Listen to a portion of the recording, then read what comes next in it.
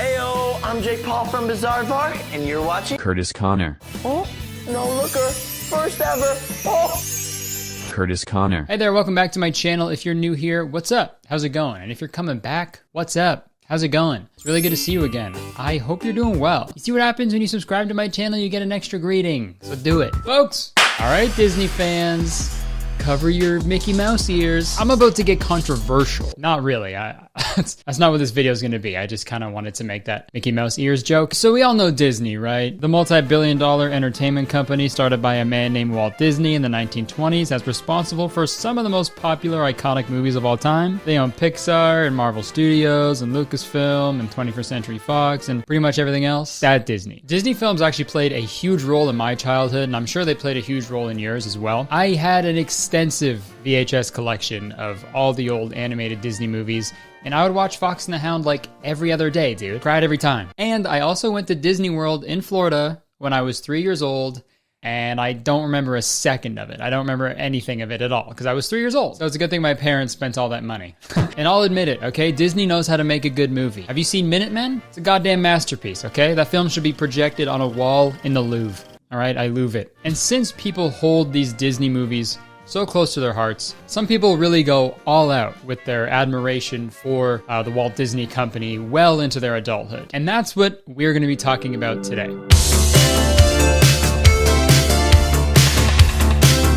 Unfortunately, the only definition I could find for Disney adults was on Urban Dictionary, so apologies in advance. So according to Urban Dictionary, a Disney adult is a millennial adult with or without kids that can't stop talking about Disney, including the movies and the parks. Even if they do have kids, they're still way more obsessed with it than their kids ever would be. They probably engage in casual Disney bounding, which we'll talk about later, and visit the theme parks at least once a year. They're obsessed with everything Disney and probably have a Mickey Mouse bumper sticker and or tattoo. One of the most terrifyingly intense people you'll ever encounter. Okay. Now that's a problem with Urban Dictionary. No one can just give a definition, you know? They always have to like throw their own opinion in there at the end. Could you imagine if like Webster's Dictionary did that? You look up the definition of peanut and it says, the oval seed of a South American plant, widely roasted and salted and eaten as a snack. I don't like them. I'm allergic. But you can get the general public's opinion based on that definition alone. People just think Disney adults are weird and cringy. And a few years ago, I for sure would have made a video just, you know, roasting these people, goofing on them. Cause you know, silly adult, Disney for kids. But dude, I'm 27, you know, I'm an adult. I feel like instead of just making fun of something I don't understand, it's better for me to just try to understand it and then make fun of it. Because I'll admit it, they, you know, some Disney adults do weird things. Like here's a hypothetical thing a Disney adult might do. Like maybe they'll make a TikTok about trying all the water from inside the park, and you know, they'll grade it 1 to 10, and they'll include all the gross fountains with pennies in it and rivers and shit, and then they'll get banned from Disney because obviously that's the weirdest thing you could ever do. You know, that's just a thing that might happen, but no one would actually ever do that, right? It'd be insane. I just got banned by Disney. So folks, today we are going to take a close look at the world of Disney adults, and I'm going to try my best to understand why they do the things that they do. Disclaimer, if you are a Disney adult, please don't get mad at me. Fair warning, I might take the piss out of it a little bit in this video because I still want this to be a little funny. But at the end of the day, seriously, I just want to learn. I just want to see what all the fuss is about, okay? So without further ado, let's see what's up. You know, like the movie. Okay, so when you search Disney adults on Google Trends, pretty stagnant up until about September 2009, which is actually right around the time where Disney acquired Marvel Entertainment. So my guess is that articles were using the term Disney and the word adults like more often than usual when they were writing about this. So it's a little tough to find the actual origin of the term Disney adult, but I mean, pretty obvious as adults. What else do you call adults obsessed with Disney, right? Don't say it, don't say it, don't say it, don't say it. Losers, I'm kidding. Obviously, Disney movies aren't just for kids, I know that. Don't look up Disney adult films though, that's probably a bad idea. Or maybe it's a good idea. Who knows? Most Disney movies like actually include jokes that like only adults will understand, you know? Like this one. I have over 30 accessories and I deserve more respect. Ah, that's better. Hey, no one takes my wife's mouth, except me. Mr. Potato Head? More like Mr. Potato Getting Head. But those jokes aside, I feel like Disney movies are just good, except for Cars 2, which was great. Disney knows how to tell a good story, and they really know how to tackle these emotional and complex issues and ideas. Even when there aren't any humans in the actual movie, their stories are always very human.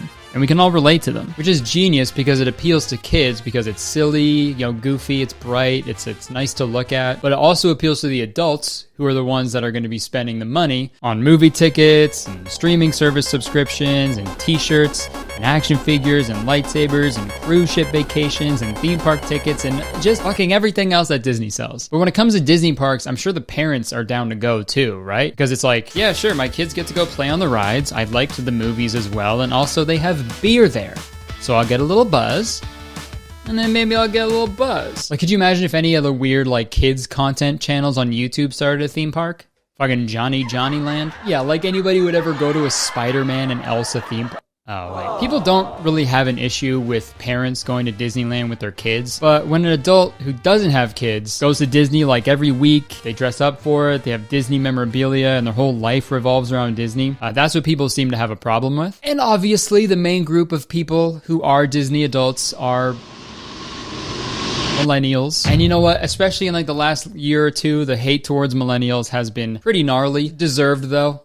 I'm a millennial. I'm not proud of it. I'm trying to quit. And it is extremely millennial or chuggy to be a Disney adult. Honestly, dude, the lengths these Disney adults go to show their love for Disney is honestly pretty impressive. For example, there's this thing called Disney bounding that we heard about in the definition, where people will take inspiration from a certain Disney character and incorporate that into their outfit that they wear to a Disney park. So say you want to dress up like Goofy. Maybe you throw on an orange shirt and a yellow cardigan and a green hat, and there you go, dude. You look goofy as hell in like a nice way. They have to do like subtle costumes because obviously if you pull up to a Disney park in like a full Sully fursuit, some little kid's gonna be like, oh, you work here because you're dressed up like Sully. Can I get a photo? And then maybe say, no, fuck off, kid. I don't want to take a photo. And that kid cries, and then the parents complain to Disney. So it's a whole thing. No furries at Disney, I guess. And dude, I get why people poke fun at this stuff. I understand. I'm not gonna sit here and pretend like I've never, thought this was a silly thing to do. But honestly, man, looking at it now, whatever floats your boat. Or whatever touches your butt. Like when I see photos and videos of Disney adults like at Disney, I don't think I've ever achieved that level of happiness, right? What's that like? What is that like? They're way happier than I will ever be. And it's not hurting anybody. Or is it? There is a bunch of criticisms towards Disney adults. So I figured we'd go over the main 3 that I think people have against them and see if they're warranted. Number 1. Devoting your life to a corporation. There are people out there who think it's a little odd to devote so much of your life and identity to one of the biggest corporations in the world. And some could go as far as, saying the very concept of Disney adults could be pulled right out of a dystopian sci-fi novel. And honestly, I can see where they're coming from a little bit. There's something almost Orwellian about a group of people buying everything related to a corporation, dressing like the characters, getting engaged at the company's theme park, and sort of forming a symbiotic relationship with a business. Orwellian is a word. I had to Google to make sure. But again, I'm trying to be as open-minded as I can. This isn't my cup of tea, but if it makes someone happy, who am I to say it's bad, right? If there was a Legend of Zelda theme park by my house, I'd go every single day, okay? So I get it. Criticism number 2, Disney's problematic past and present, and future, probably. So when you're a corporation as big as Disney, you're gonna get caught up in a few scandals. I think it's inevitable. You don't become one of the biggest companies in the world without a complete lack of business ethics. Let's go over just a few controversies that Disney has had. They've used countless offensive stereotypes and imagery in their movies over the years. A total of 29 animals died either on the way to Disney's Animal Kingdom or while they were there. Pixar's John Lasseter was accused several times of sexual harassment over the course of more than a decade. A 4-year-old who died of leukemia was a huge Spider-Man fan, and his father wanted to put Spider-Man on his dead son's headstone, but Disney refused, stating that its denial would help preserve the innocence and magic of its characters. And oh yeah, Disney tried to trademark the Day of the Dead, Dia de los Muertos, the holiday. They tried trademarking that because Pixar was working on a movie that featured the holiday, and they wanted to sell Day of the Dead themed merchandise. Disney tried to trademark a fucking holiday. Hey, I know you've been celebrating Day of the Dead for thousands of years, and it's really important, personally and culturally, but how much? Aww. Can I have it? I want to make a t-shirt. And of course, there's that whole thing about Walt Disney being anti-Semitic and how he froze himself, and then Disney made the movie Frozen, so when people search Walt Disney Frozen, the movie pops up instead of articles about Walt Disney being frozen.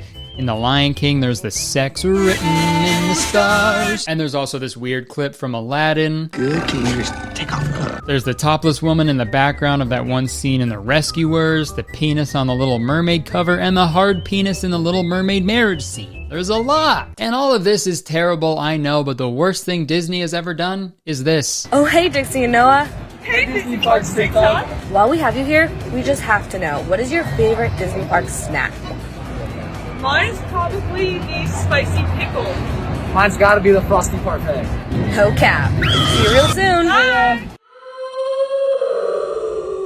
No cap. Obviously, like, the racism and stuff is worse than that video, but I had to see it, so now you had to see it. And the other main critique is sort of the environmental impact of the Walt Disney Company. When it comes to the parks, Disney is actively like trying to lower the impact and energy consumption of their parks, which is good. You know, they got a whole page about it on their website, but they do produce a lot of plastic and textile waste to make toys and merchandise, and they don't have anything about that on the website. I feel like that's what people are upset about. Like, Disney adult critics don't understand how someone can support a big corporation like that just to have a fun day at a theme park, you know? But really, man, you could say that about anything. Drinking coffee is fucking terrible for the environment. Am I gonna stop? Absolutely not. No fucking chance, man. I like the way it makes me feel. Am I a shitty person for that? I honestly don't think so. Also, Disney owns fucking everything, so it's inevitable, okay? You're gonna be supporting them some way. There is no ethical consumption under capitalism, so you might as well just let people enjoy the things that they like, right? Unless it's like clubbing seals. You know what I mean? Clubbing with seal, that'd be pretty fun. Okay, so now we have like the surface level definition of Disney adults and the main criticisms, but I think it's time we go a little deeper. Okay, so I needed a way to structure all the things that I wanted to talk about in this video. So I made this Disney adult iceberg. If you aren't familiar with the iceberg format, it's like basic level stuff, like surface level stuff at the top, right? The further you go down, the more extreme it gets. Fucking everybody's doing kickflips at the bottom. It's fucking extreme. So we'll start at the top, you know, very basic Disney adult stuff.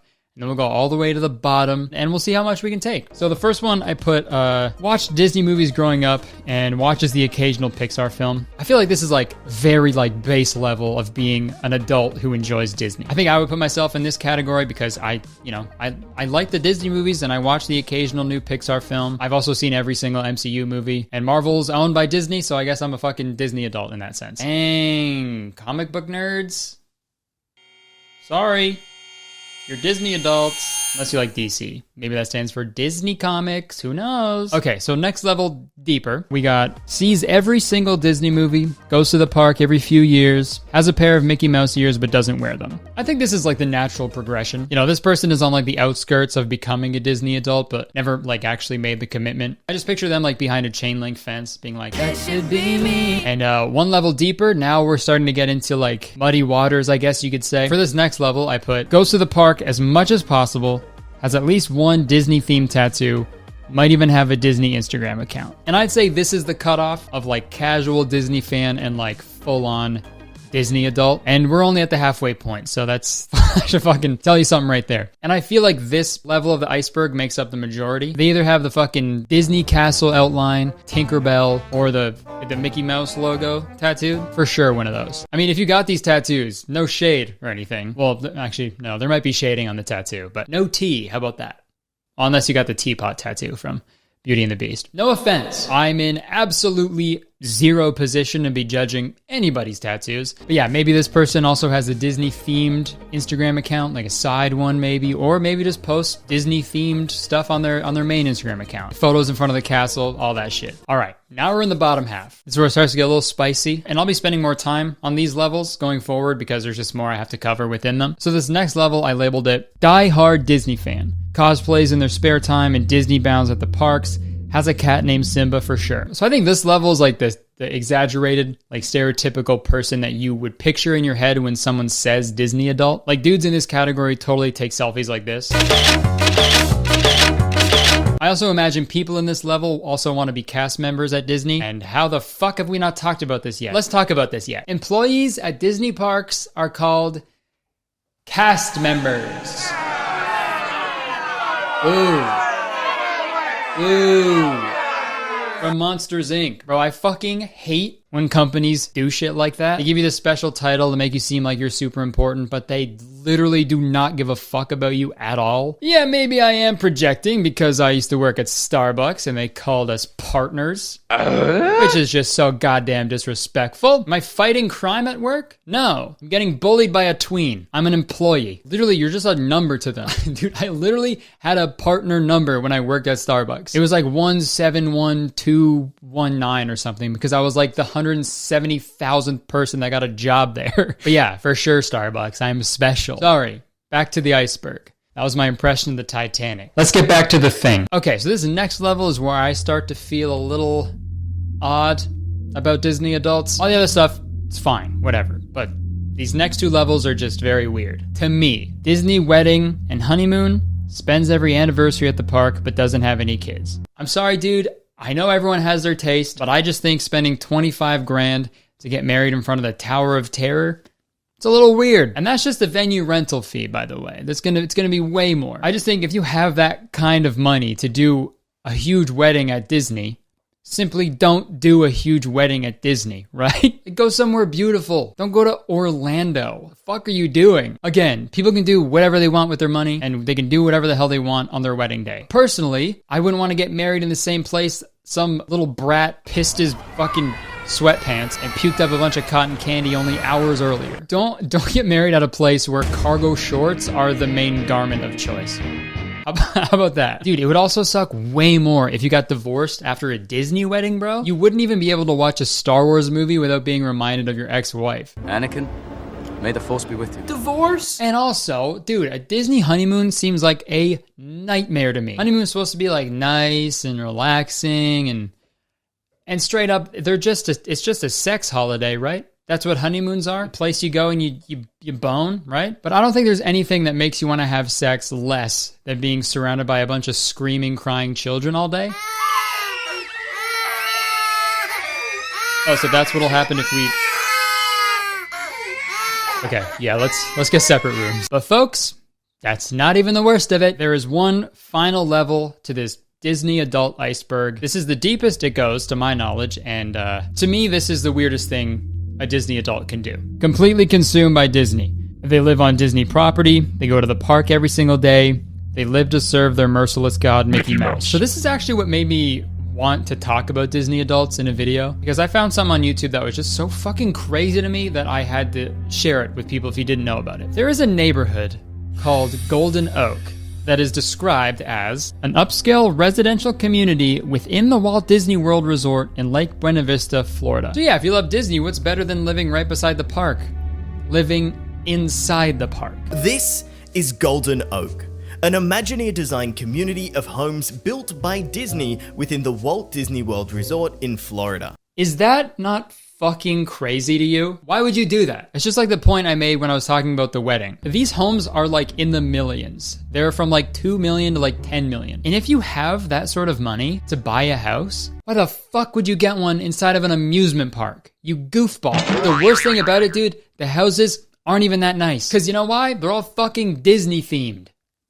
Of course! I found one YouTube channel that they're like moving into this neighborhood and they're kind of like vlogging their whole process. And they made a video about when they were like touring different houses. So let's take a look at some clips from that video. So we were able to film the outside, and every single house has these gold plaques that say like the family's name on them, and they're all custom made when the family moves in. And I feel like all of the details like that are what make that neighborhood. Seems like a cult, okay. In the house though, there was all these touches from, you know, the Mickey fountain outside and all of the Mickey details in the railing and the chandeliers that were shaped like fireworks. Bro, that's so ugly. I'm sorry, that's hideous. Could you imagine just cut to the bathroom and she was like, yeah, there's the Mickey Mouse bidet. It's actually just a man in a Mickey Mouse outfit. He's kind of just spits water into your asshole. But don't worry. He's a cast member. Like, these houses are just like the most sad mom on Pinterest houses you could possibly find. It's just all white walls, white floors, snow white, white ceilings. Like, everything is just white. And I'm gonna take a guess and say that the neighborhood is as well. Let's keep going. These houses are like next level, but not like Disney paraphernalia and Disney like kind of threw up on it, like classy Disney.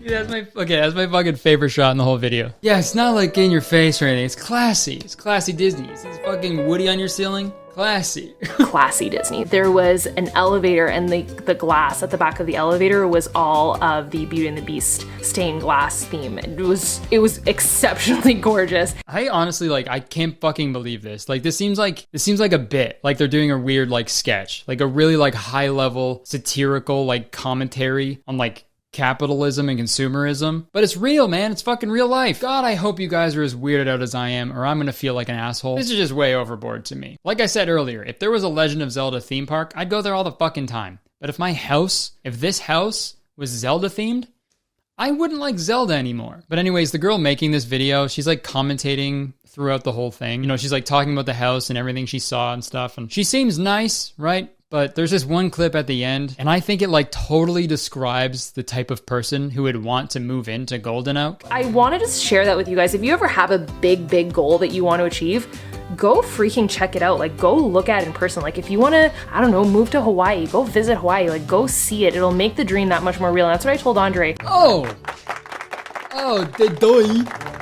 Oof, it's that easy, huh? I never really thought of it like that. You know, I've always thought it'd be cool to sort of fly around, you know, be able to fly, take to the skies, if you will. Maybe I should just jump off of my roof, start flapping my arms and see what happens. I don't want to make an assumption about this person, but like, I don't know, dude. When you hear people say shit like that, you know they're just so far removed from the real world. People can't just go to Hawaii, man. People also can't just drop $10 million on a house inside of a theme park. Fucking can't believe that's a sentence I just said. I don't know, dude. I just think the whole concept of living inside a gated community inside of a theme park that was created by Walt Disney, it's just really scary to me, and I don't like it. Like, could you imagine living in a fucking Spike TV house? Can you fart so hard your balls explode? Okay, never mind. That'd be tight. But the Disney house in the Disney park, it's too far for me. The House of Mouse was a show, not a suggestion. But you know what? I think we've taken a pretty good look at all the different levels of Disney adults. But this is just from my perspective, you know, an outsider looking in. You know, if I'm going to truly understand Disney adults, I need to talk to one face to face. So let's go do that. Come on. Come on. Live, it's Saturday night, or maybe not. There's a good chance you're watching this on literally any other night of the week, or it could be during the day, I don't know. Starring Kurtis Conner. This is the talk show where we learn all things Disney adult. It's Disney on Nice. Hello everyone, welcome to Disney on Ice. No affiliation with Disney on Ice. I'll be honest, this is just a crazy coincidence, okay? For legal reasons, I will say I had no idea that a name existed. Alright, this of course is a show where we sit down, we talk to a real-life Disney adult and find out what they're all about, you know? Because I could blab about it all day, but you know, I think it's better if we hear it from the horse's mouth. That's right, give it up everyone for the horse from Tangled. I'm not the horse from Tangled. I'm Isaac. Oh, sorry Isaac, sorry folks. That's next week's episode. Well, you'll have to tune in for that. Studio audience, give it up for Isaac. Give it up. Wow. You know, they're expecting the horse, but this is even better. Oh, thank you. I don't know if you can tell I'm wearing a Camp Rock t-shirt to celebrate Disney. Oh, much respect. Demi Lovato's big break in the DCOM world. So yeah, I guess really quick, if you, for the people at home who aren't familiar with you or what you do you want to give like a brief description of what you're all about, I suppose? Sure. So over the last 5 years or so, I've been making videos about Disney. I started off making videos about Star Wars, and slowly over time I realized there was a big opportunity. There wasn't a lot of people talking about Disney feature animation and Pixar, and now I talk about DreamWorks as well. And so I break down different characters and theories and different plot holes to try to appreciate and spread the magic of Disney as much as I can through my content. You nailed it. What is it about Disney in particular that kind of keeps, making you come back? What sort of keeps you attracted to, well, not attracted to, that's the wrong word. What keeps you coming back to Disney? I think the thing about Disney for me is that it was something that I always grew up with, and I've kind of grown to appreciate it more as I've gotten older. Whereas when I was young, I appreciated the movies and the theme parks, mainly just because of I just liked all of the characters and how bright it was and exciting the stories became, especially at the 90s with all the dark villains. And with the theme parks, it was always so fun with all of the rides, and it felt so immersive. And now that I'm an adult, I can appreciate them more because I get to see the artistry behind it all. And I get to understand where that's coming from and how it can be able to resonate with people all around the world. I actually found out about you through a video that you made. It was sort of in response to a podcast by Wisecrack. They did an episode about, they were talking about Disney adults, and their take was, I assume it's like a comedy podcast, but the take seemed pretty lazy to me. It was just like, they're just idiots. They need to grow up. They need to be sad like I am. Come on. Yeah, do you kind of want to go like briefly over like their main points and like what you had to say against them? Their focus around the idea that Disney adults were kind of this weird thing that was kind of gross. These people that kind of just, mainly focused on the parks specifically, was just that why are these young people coming to the parks and taking away experiences from younger people? I don't know, like if I was the parent, let's say, and I'm taking my kids to Disney, and we had to wait to get on a ride because a bunch of 37-year-olds are all like getting emotional to get on the teacups or whatever. I'm just a little pissed. I'm like, hey, you had your shot at childhood. Get out of the way right now. And they just kind of used a lot of language that made it seem like it was something like really harmful to society, or was a complete waste of time, or was kind of like a dangerous type of individual that would engage with Disney as an adult. It kind of riled me up, and so I made like an hour-long response to their discussion about it, pretty much explaining that it seems like, that it was a bad take, that they went with a really dark extreme of examining it. Yeah, it was they like painted Disney adults out to be these like ghouls, like weird people you should be like afraid of. You don't seem like a dangerous person to me. And that's a compliment. You seem like a very sweet person. Oh, thank you. Piggybacking off of that a little bit, in sort of Disney adults and like Disney fandom, do you think some people take it a little too far?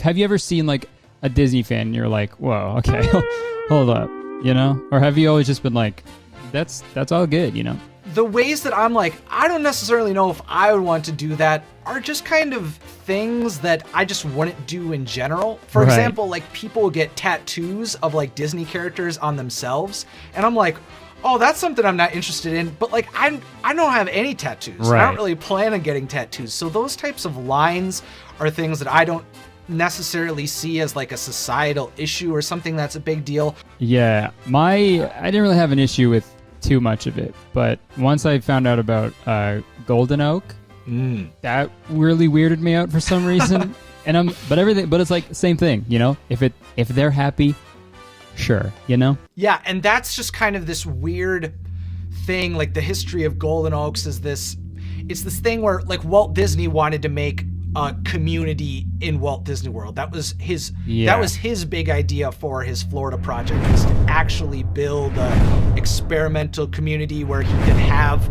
full control over it. And so then it just kind of like became this project that Disney eventually did, where they made it on property, but then it's kind of like sanctioned off because Disney still wants full control over their property, and it gets weird when there's actually people living there. So it's just this kind of I can understand that at that point. Okay, as we're wrapping up, I think what's one thing that you would want people to learn from my video? Like, what's one like common misconception that people have towards Disney adults that you would want to see people change their mind about? I think the thing that I would want people to be able to take away about Disney adults is just the idea that, like, appreciating the art that's come out of Disney, whether it be the theme parks or the animated movies or the other properties like Marvel or Star Wars, is just that it's a passion that people have just like any other. I don't think it's wildly different from people going to experience a closed-off, all-inclusive resort. And so I think there's just a lot of parallels. I mean, even the idea of going to a sports game and getting the jersey and getting excited about what you're about to see, and maybe even having season passes, it feels very in line with someone who wears the ears or collects pins or does something like that and wants to go to the theme parks because they live near them, or wants to go because it's a place that means a lot to them in a similar way that people get excited about other things that they care about. Yeah, that's a great point. People literally start riots in the street when their sports team loses. So yeah. I don't think there's ever been a riot started because of like Snow White. No. I don't think that's ever happened. No. Okay, well, that wraps up the first episode of Disney on Ice. Again, no affiliation with Disney on Ice for legal reasons. I feel like I need to say that.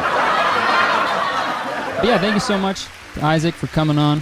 The first, maybe the last episode of this segment. Where can people find you? Best place to find me is on my YouTube channel. It's just my name, Isaac Carlson. So definitely go check it out if you like, discussing about Disney and Disney movies. All right, thanks again, Isaac. Thanks for tuning in. And I guess we'll go back to me. Well, what did we learn today? I think we learned Disney adults are people, just like you and me. Who knows why people like the things that they like? Maybe someone's childhood was garbage, so the childlike and carefree environment that Disney portrays is really comforting and makes people feeling that they didn't get to feel when they were a kid, So if that helps them cope with how shitty life can be, I'm all for it, man. Life can fucking suck sometimes. I've also seen a lot of comments in response to people criticizing Disney adults, saying that Disney parks can be a place of comfort and solace for people like on the spectrum. I couldn't find any like studies or articles about that, but I've seen a lot of comments about that from people on the spectrum. So it's not nice to assume stuff unless you live in Golden Oak, then yeah, I'm going to assume stuff. Classy Disney. There's videos and photos going around on the internet recently of people crying when Disneyland reopened finally after a year of being closed. And obviously it was just people making fun of them, being like, they gotta grow up. What's wrong with these people, man? Why are they crying? Bunch of losers, if you ask me. And like,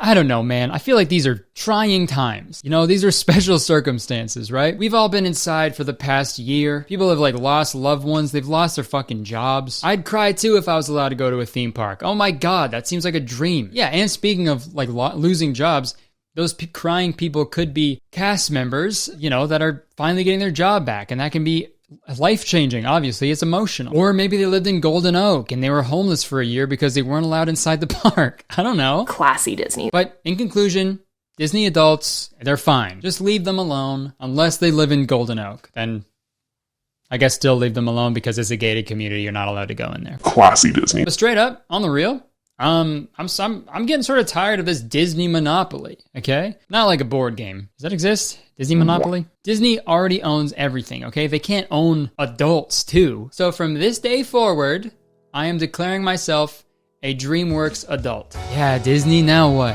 I'm gonna build a Shrek-themed house in Madagascar, and I'm gonna have a Megamind bidet with a Boss Baby portrait in my in-home elevator, and I'll build my own fucking DreamWorks theme park, and I'll have an epic wedding, and the fish from Shark Tale is gonna officiate it. Officiate it. Whoa! Like a fish.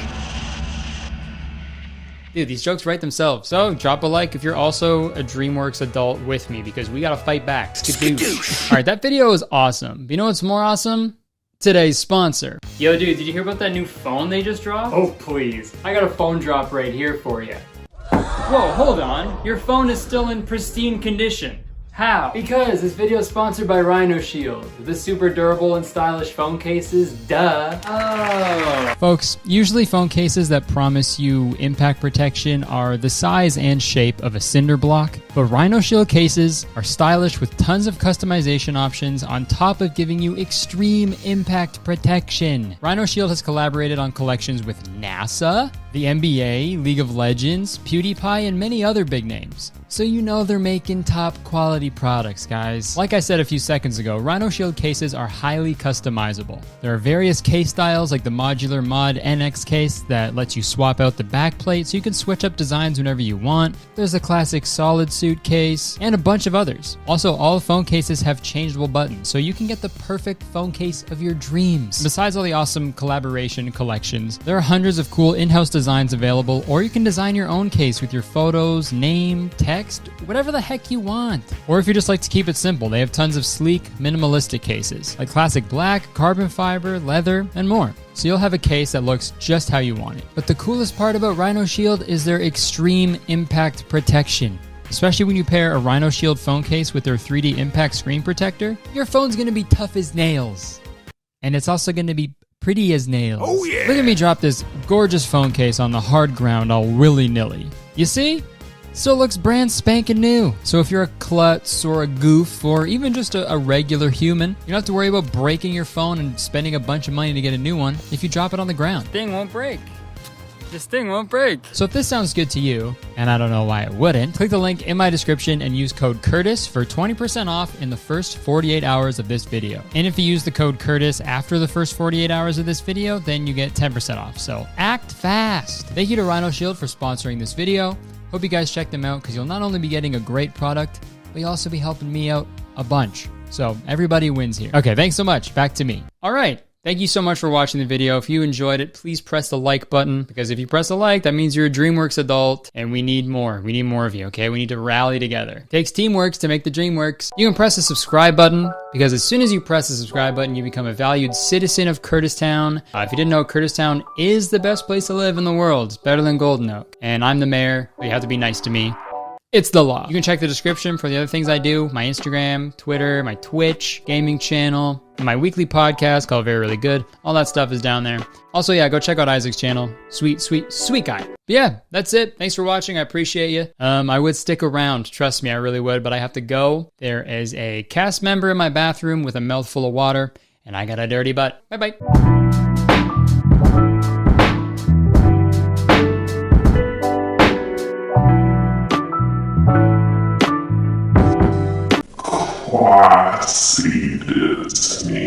Hey guys, merch that I launched last week is restocked. It sold out in like 6 hours. So there's a pre-order up on my site right now, but you only got the weekend to get your orders in. So grab it while you can. And yeah, thank you for the support. Enjoy the video. Hello, welcome back to my channel. If you're new here, what's up? How's it going? And if you're coming back, what's up? How's it going? It's really good to see you again. I hope you're doing well. See what happens when you subscribe to my channel, you get an extra greeting. So do that. Well, folks, today's the day. It's the conclusion. I started playing this episode game in February of last year. I started the series so I could film something while I was on tour, but after the first episode, touring kind of just stopped. So, but hey, you know what they say? It's all good.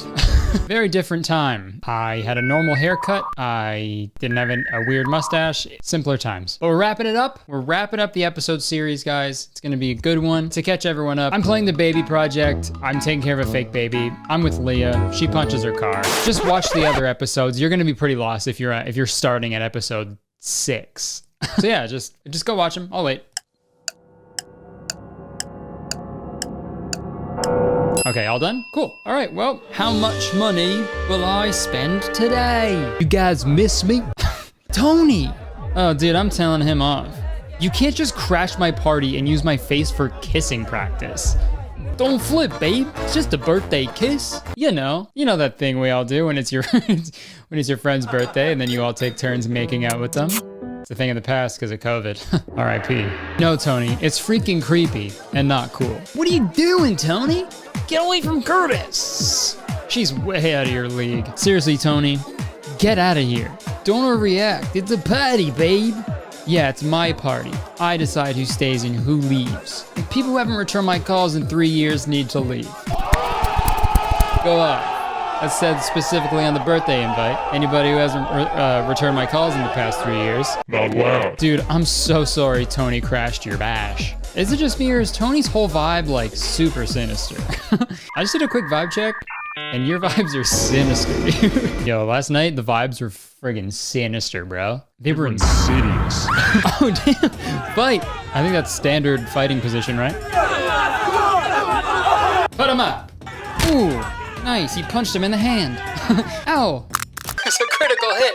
She wasted too much time on you already. Go back to the hole you called out of. Ooh, punch him in the wrist. No way, not with you hanging around her. You don't know what you're talking about. Oof. Dude, they're only punching each other's hands. Please, I asked you to keep tabs on my girl and you make a play for her instead? Tony, we're not together. She's with her. Yeah, bitch. What? No way. You're nobody. Just some charity case from the wrong side of town. Hey, Tony, you done with the insults? Because I don't think Kurtis invited you. You're right, I didn't. He hasn't returned my calls in 3 years, and that's why. Maybe I wasn't invited, but you don't belong here. You'll never ever belong with Kurtis. That's not true. Tony's a phony. Enough with the threats, Tony. Get out of here. I'm gonna punch you in the wrist again. It's like Spencer and Tony only know what fighting is based on like training at a boxing place, right? Like how they punch each other's hands. That's what they think fighting is. Like, oh, hey, fight me. Punch me in the hand. I can't believe Tony and Spencer made such a scene on your birthday. What was Tony thinking coming back like a super villain? I can't stop thinking he's right. I don't belong with you. And here we go again. It's been 6 episodes. Take the hint, Leah. I love you. I've only made your life worse, Kurtis, from the very first day we met. Hey, where's the baby? You know? That's what the whole thing is about. Haven't seen the baby in like months. We are not spending your birthday crying for the 4th year in a row. We'll take you guys to our fave spot, and you two can work out all this rom drama on the dance floor. Oh, God, it was fucking weird. Going out together sounds way better than letting Tony ruin our night. Oh, here it comes. And did I hear you say limo? I mean, you only turn 18 once. And just fucking look at that. 17 diamonds, and it costs 20. I'm gonna kill you, give me $200. I want the money. I'll raise enough hell till you give in and give it to me. Yeah, I'm gonna get them. Good thing they made it so easy for me to spend money on dumb shit, eh? Oh, yeah, hitting that whip. Let's go. And no one else is dancing. And Bae, you're just gonna keep doing that, huh? What if each time she was farting?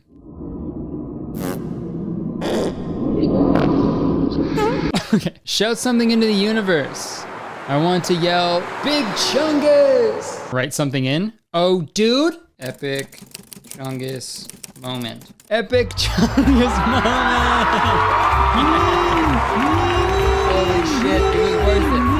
All the diamonds were worth it. That was the fucking best, dude. Build up to this moment. Priceless. This is going to be epic.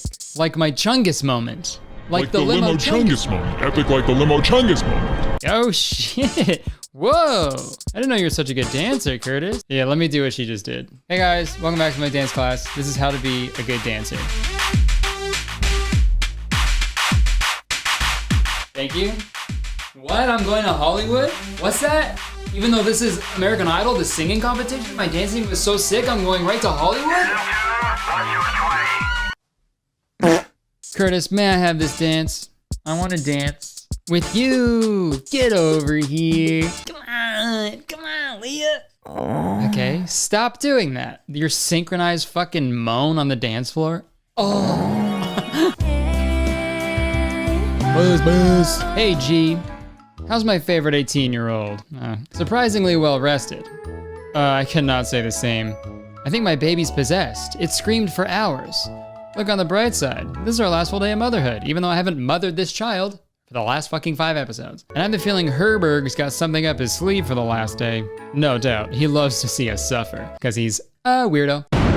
Speaking of suffering, what's gonna happen with you and Gibbs after the baby project? Once we turn in Chris Fucker, we'll be great. We'll get to find out who we are when we don't have Chris Fucker forcing us to work our problems out. Even though, say it with me, they didn't take care of the baby at all in the last 5 episodes, and it's pretty frustrating because that's what the whole thing is about. Good job, you nailed it. I'm having a flash of brilliance. Remember the first homecoming after Tony left? when you and I went together in matching jackets? Let's wear those and bring some OG Forget About Tony vibes to this day. Yeah, these Forget About Tony vibes are gonna be sinister AF. Fuck! So the last few episodes are trying to fucking milk me dry, huh? I'm not, okay. I've kind of told myself I'd spend the money to get the better option, but I think I'd rather chug a glass of boiling hot water than wear a bedazzled military jacket. So you know what? I'll wear my usual, because that's whack as fuck. Will this get me through the day? They're trying to fucking, they're doing it again. They're going, hey, you sure, bitch? Are you sure? You're gonna sure you look like a loser when you go to school? No bedazzling? Broke bitch over here, broke bitch alert. Don't spend 20 diamonds. Yeah, this'll do. Feels good. It's the day you've been waiting for. The baby project is over and the sides of my head are still shaved. Yes! Weed. Wait, is today Thursday? It's actually the day before the day you've been waiting for. Jesus Christ, man. When will it end? Anyway, one more night means it's drum roll, please. Teething time. Mr. H, that's what broke last year's class. And it all begins when I flip this switch that makes him cry for 24 straight hours. Dude, this guy's fucked up. How do you want to handle this? Switch off at midnight? Just let me handle it alone, Kurtis. You've put up with enough already because of me. Did you hear Herberg? It's too much for one person. Can't you just like put it in a bathtub? Maybe I shouldn't have a kid. I feel like I'll be a bad dad. Let's put it in the bathtub. I'm gonna call Leah. Uh-oh, accept call. Hello, who is this? Kurtis, come quick, Leah's in trouble, she needs you. To be continued, holy shit. Good thing we're continuing. Kurtis, thank you so much for coming. Clara, I just can't believe we haven't met yet. You're so much better, cuter, and sweeter than Leia. Yeah, it's confusing that we're sisters to me, too. Kurtis, what are you doing here? Kurtis, I promised I'd handle it. Let me do this one thing for you. I'm not going to abandon you two when you need me most, even though I've abandoned the baby the whole time the last 5 episodes. Mom, do you knock? Of course not. Of course not, I'm a fucking cop. I don't announce my presence, I walk in, I start shooting. All Leah's moms are bastards. Do you want to see Leah over the years? Including her awkward middle school phase, her punk phase, and some recent stuff? Oh, I'd love to see some middle school phase and punk phase and recent stuff. Want to see her in her first school play? She did Bye Bye Birdie. Wait, Leah was into theater? Oh! One last kiss. Oh, give me one last kiss. I don't know this. Is that a real song? I don't know. She has a good voice. Thank you. Oh, I found a bit of rock band Leah. What? Love is weird. Love is dumb. Yeah. Songwriting genius, dude. She decided she wanted to be a documentary filmmaker. This is her version of a nature documentary. Man, I need some more exciting subjects. Come on, Clara, stop spying on me. Give me that phone. Why'd she smile? Was she supposed to be angry? Come on, stop, do stuff. Come on, stop staring at me. Give me that phone. If only we could tell Leah back then she'd fall in love with a wonderful young woman. Is Miss Gibbs coming on to me or what, dude? I said fuck the police, but not like that. I said fuck the police, but not like that. Wear pajamas, guys. You guys are fucking insane. Oh, good morning. Pajamas? No, I just wear the same clothes every day. I reek of shit, but it's a lot easier. I love you so much, Kurtis. I love you too, Leah. Make out. Woo! Cheers. I'd love to be your... Oh, make up your own pet name? Dude, this is so worth it. What should it be? How about skunk fuck? How about that? It's perfect, skunk fuck. And you can call me, make up Leah's pet name. Dude, this is awesome. My bae's pet name.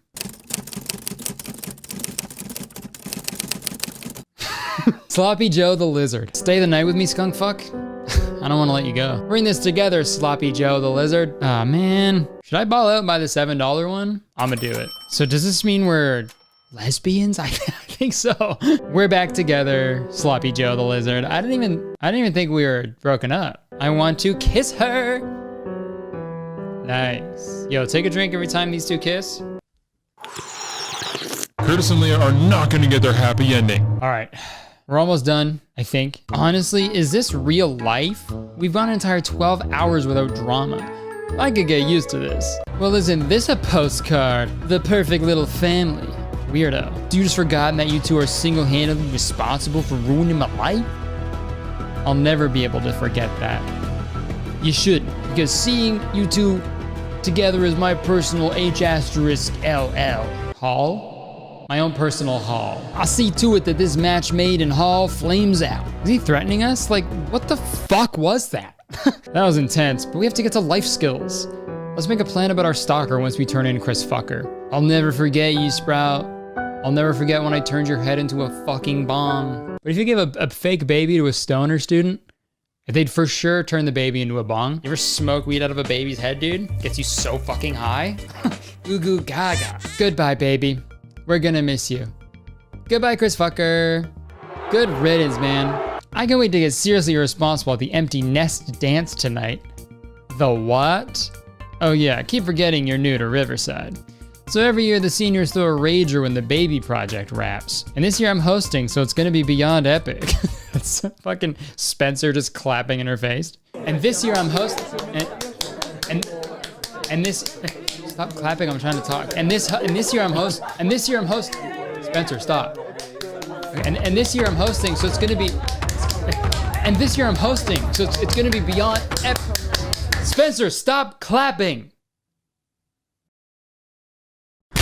Ow, my hand! You all better dress to impress. Tonight should be a celebration. I don't want to spend it worrying what Tony'll do next. We just have to keep us a secret till Tony leaves town. There should be a millennial version of Murder, She Wrote called Murder, She Snapped. I know I have to finish this today, but I feel very tempted to turn this off and never open it again. Murder, She Snapped.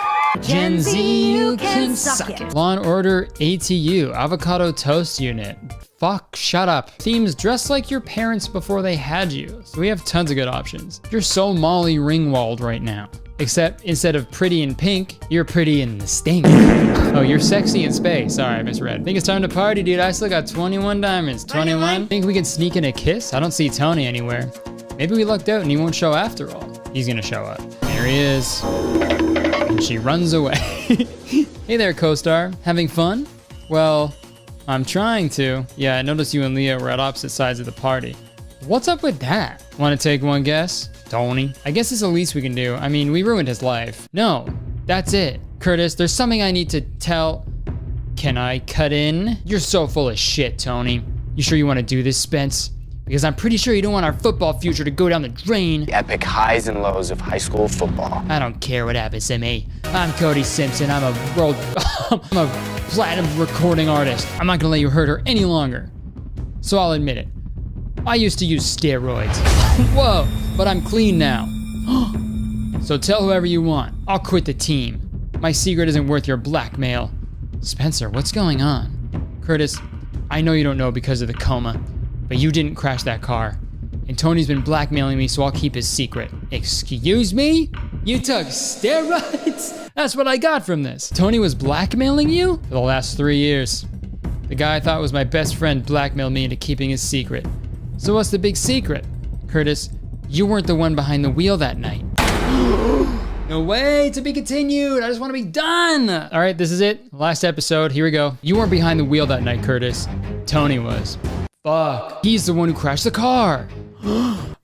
Then why did all the police reports say I was the driver? It's time. A DUI would have meant no more football. So I moved you to the driver's seat before I called the police. I knew you wouldn't get in trouble. You were sober. It just seemed like an accident on icy roads. The last 3 years were all a lie. Will you ever forgive me? No. You're a monster. Fucking D's nuts, man. D's nuts, Tony. We're never speaking ever again. Get out of here. All right, read the room.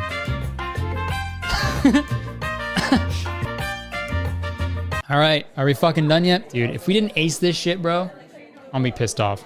A D? But the play's tonight. When Principal Collins hears, my understudy will go on. And I'm never gonna get into film school with a D on my report card. Guys, I'm sorry, but what did you expect? You didn't finish your secrets assignment. You didn't do your budget presentation. You let your baby cry for like 8 hours straight during teething. And you left it at an impound lot. Overnight. Oh yeah, sure, that's a good point. Mr. H, you have a minute? What is it, Miss Taylors? Leah doesn't deserve a D. No? No, she really worked hard. So you're suggesting you get a lower grade and she gets a higher one? Well, no, not necessarily. Hold on, no, just don't give her a D. I'll take it into consideration, Curtis. Ah, Miss Gibbs. Mr. Herbert, give me the bad grade. Curtis has been preparing her whole life for tonight. Fail me. I'll figure something out. I always have. But don't ruin her future. She's worked way too hard for this. Leah, don't do this! You were a great mother. That thing loved you. It loved you too, as much as a robot can. And even more, it taught us we're so much better when we work together. As soon as we stopped fighting and became a team, that's when everything clicked. Wow, I'm proud of you two. You finally learned true responsibility. Very good. You both get an A on the baby project. Let's go! Ow, hit my head. The next day, who's the aggro chick assaulting the soda machine? Leo walks up like, that's not how you do it, all right? Step aside, I've punched a few cars in my day. The new girl, she's a transfer from 2 counties away. Is anyone else experiencing major deja vu? She stabbed him. It's the circle of life. The end. Or is it? Do you want a glimpse into your future together? Oh, come on. Fucking hell. Okay, guys, let's see what happens in our future for shits and giggles, huh? Gina, you're never gonna believe what just happened. Hi, did you get it? I'm standing in front of my trailer on the set. Luckily, shooting doesn't start for a week. I need this trip back home. Can't believe it's already been 6 months. You guys were so mature to decide to break up for call. Oh, come on.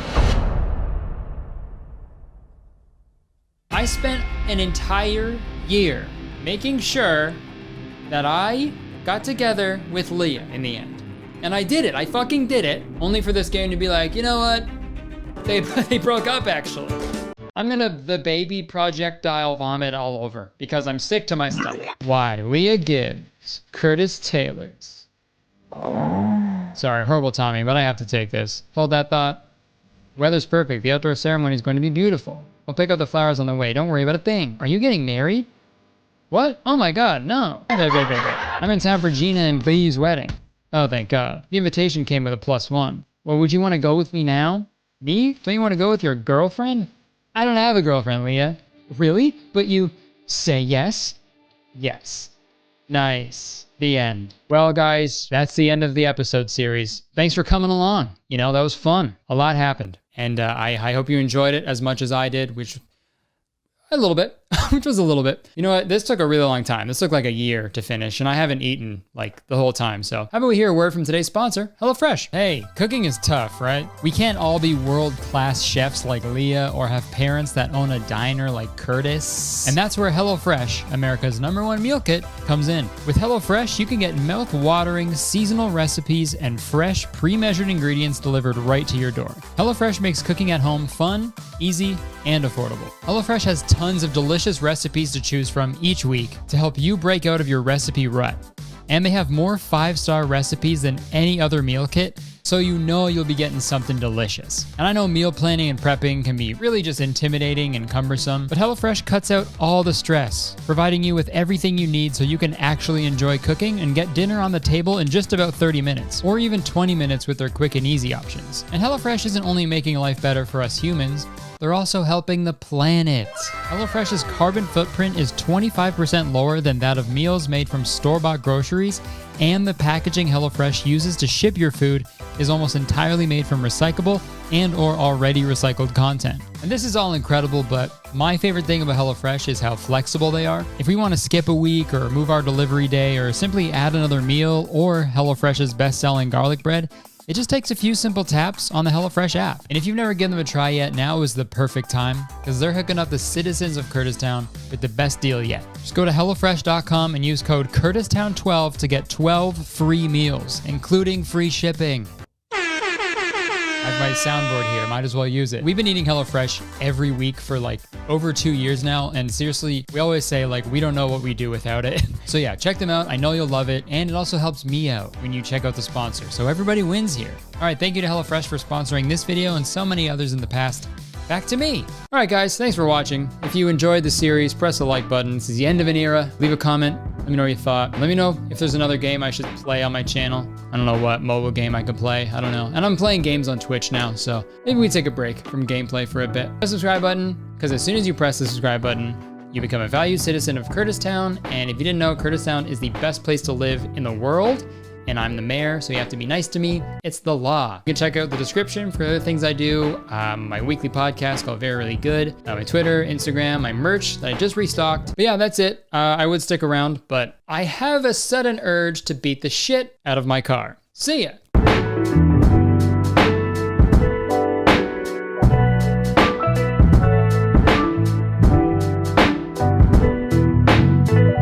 Merry Christmas, everyone. Looks like there's something under the tree.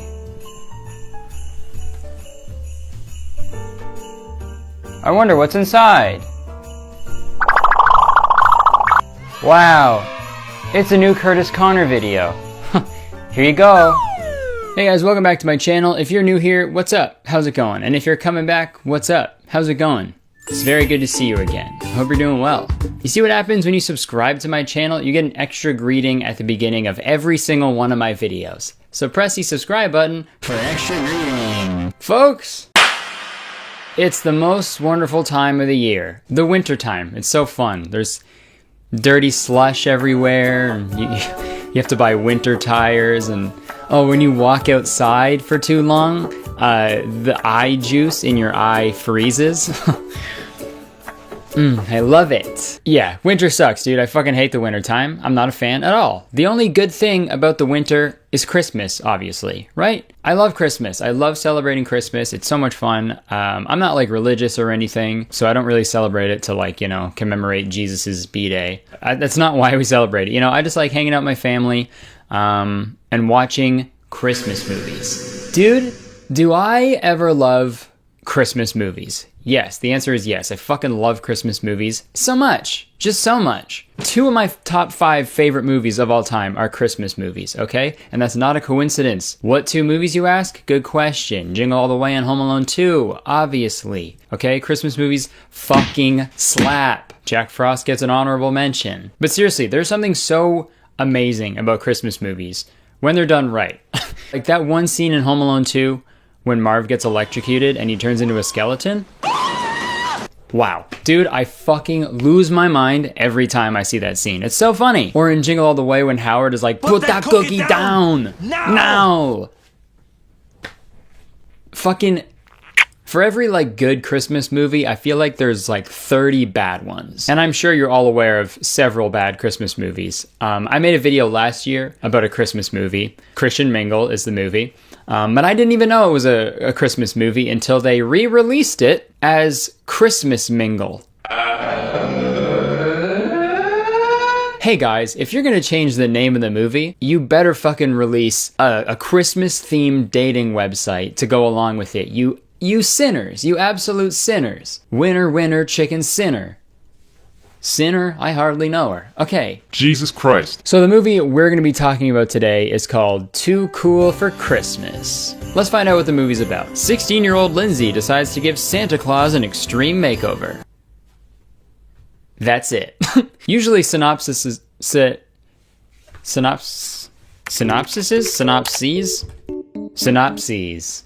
Usually synopses. When they explain a movie, it's like they say the goal, like what the main character's goal is, but here's something that's stopping them from reaching that goal, right? Because, you know, good story is just good conflict. But this one's like Santa gets a makeover, and it's kind of cool. But I found a better synopsis, which reads: Lindsay thinks she is too cool to be with her family on Christmas. When she ends up delivering presents with Santa himself, she finds out what Christmas really means. So grab a big plate of cookies, a big old glass of milk, and let's make fun of this stupid movie. The movie starts off with Lindsay sleeping in her bed on Christmas morning. Classic teen, you know, always sleeping in their bed on Christmas morning. Then her little sister wakes her up and they go downstairs to open some prezzies.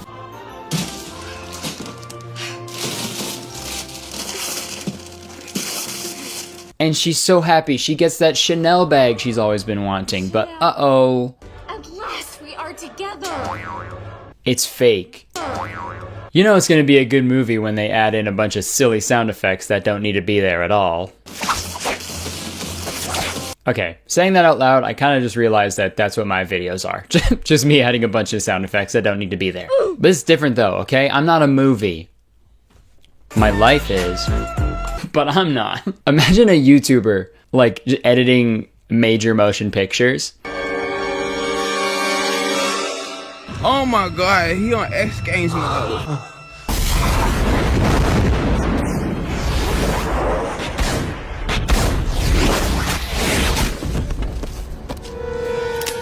did you do that? Do you really think you have a chance against us, Mr. Cowboy?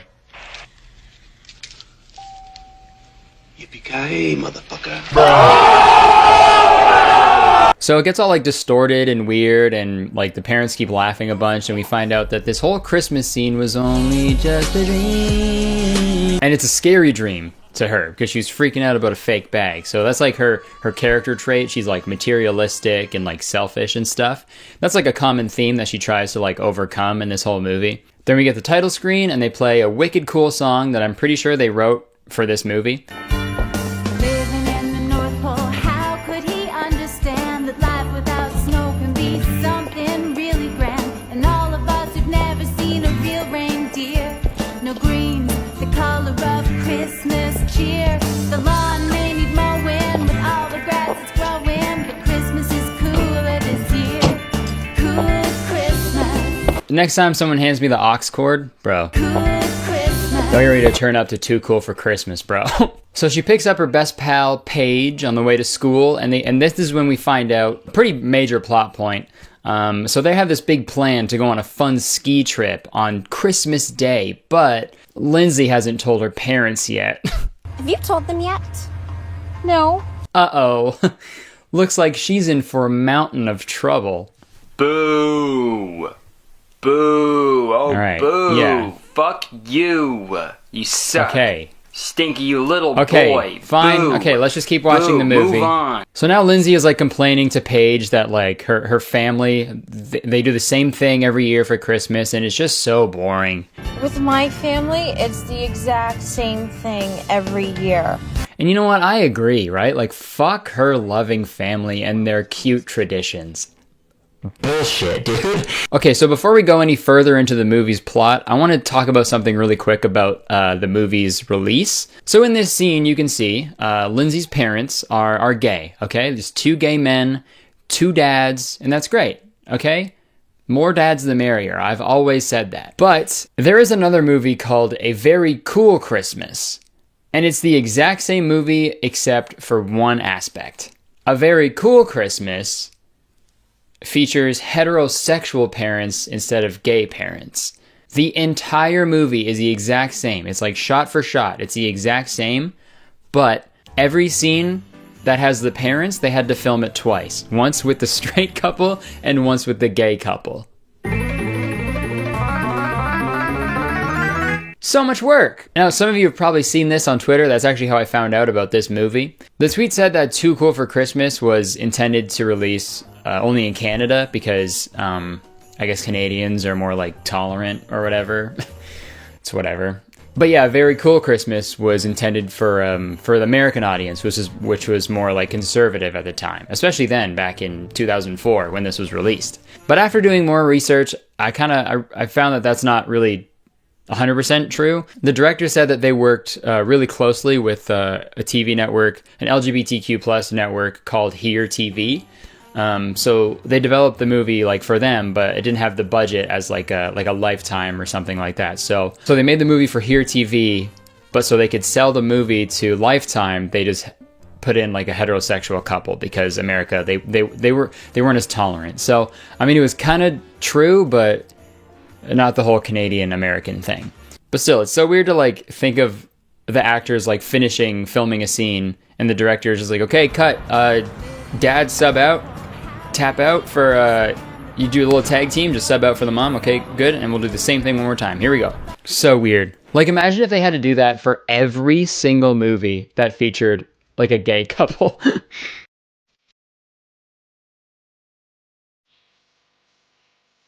I'm freaking out. I can't believe we just hooked up out here in the mountains of Wyoming. I know.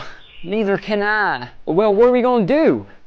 Well, considering we're man and woman heterosexual couple, I don't think anyone really has any issues with us being together, so I actually think we're good. Oh yeah, well, I guess you're right. Well, that's great news. You bet your ass it is. Let's go hook up again. All right. Brokeback Mountain, now airing on Lifetime for some reason. Alright, back to the movie. Well, movies? Back to the movie. Back to it!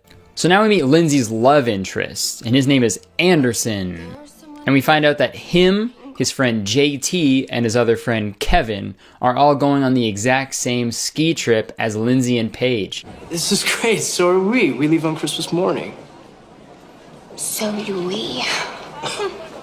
Well, JT's gonna freak when I tell him that you're coming. He's been dying to hook up with you. Jeez, buddy. Is that like a normal thing to say? I don't know if it is. He's been dying to hook up with you. He wants to have sex with you so bad he keeps dying. He's dying to.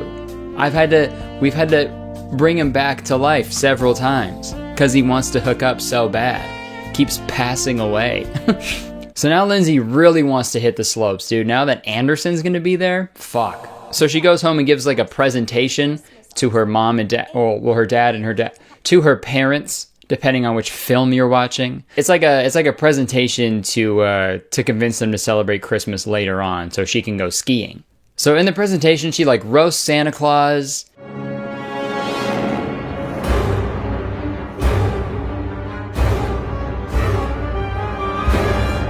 A corporate creation in the tradition of Ronald McDonald and the Energizer Bunny. And then her little sister says this. Did Lindsay just say the Energizer Bunny isn't real? Has anyone ever thought the Energizer Bunny was real? Seriously, if you've ever thought that, please let me know. But if you have, sorry, newsflash, you're dumb. Sorry. It's like a weird fucking Easter thing. Like, yeah, wake up and the Energizer Bunny's gonna hide batteries around your house, and you find them, and then you eat them. Eat the fucking batteries, and you die. There's so many parts in this movie that say shit like that, and I'm like, are you trying to be funny? Is it just pointless shit to say? Like, I don't get it. But after the presentation, obviously her parents get super mad at her and they tell her that she can't go skiing. You're not going. And that's final. They ask you how you are, you just have to say that you're fine when you're not really fine, but you just can't get into it because they would never understand. Assholes. So Lindsay's really upset, so she goes to the mall to relieve some stress. She goes to a mall in December to relieve stress. I don't know about you guys, but if you've ever been to a mall in December, that's probably the most stress-inducing thing you could ever do. But hey, what do I know, right? I'm not a stereotypical teenage girl in a movie written by fucking Michael Gelbart. So what do I know? Also, another quick little sidebar. Michael Gelbart, the writer of this movie, was also apparently a creative consultant on the television show Radio Free Roscoe. And if you've ever seen that show, you fucking know how good it is. You know how fucking hard that show slaps. So this movie makes me extra mad. How could you consult creatively on such a great show and then make this? Okay, back to the flick. Oh hey, it's Michael Gelbart. Wow, the guy we were just talking about. Yeah. The writer of this movie plays a mall cop in this movie that he wrote. And let me just say right now, I want to spend as little amount of time as possible talking about this character because he makes me blood red mad. He makes me so upset, okay? He fucking sucks, okay? I'm sorry, but wow. Like, I know he's like the villain of this movie, you could say. And I know villains, like, you're supposed to hate them, but not this much. I hate when he's on screen, okay? I get sick. Back away from the chicken stick, sir. But whenever he's on screen, I want to run. I want to sprint full speed. I want to fucking Naruto run into a fucking tornado. Do you know what this could do if lodged in the throat of an infant? Write him up, Donnie. Like, dude, his acting should stick to writing, dude. Okay, so he's like a power-hungry mall cop, and he hates teens. Man, I hate teenagers. And it seems like his only weakness, the only thing that makes him like stop fucking with people, is when someone throws a hamburger at him. An unspoken respect. Who threw that? I don't know, dude. So now we meet the mall Santa Claus, yay! He goes into this store to buy an expensive suit, but the employee thinks he can't afford it. So he kind of just like kicks him out. If you have to ask, you obviously can't afford to buy. Merry Christmas. Goodbye. And this scene may seem pointless right now, but I have to reference it now so a later one makes sense. Oh, so just wait a second.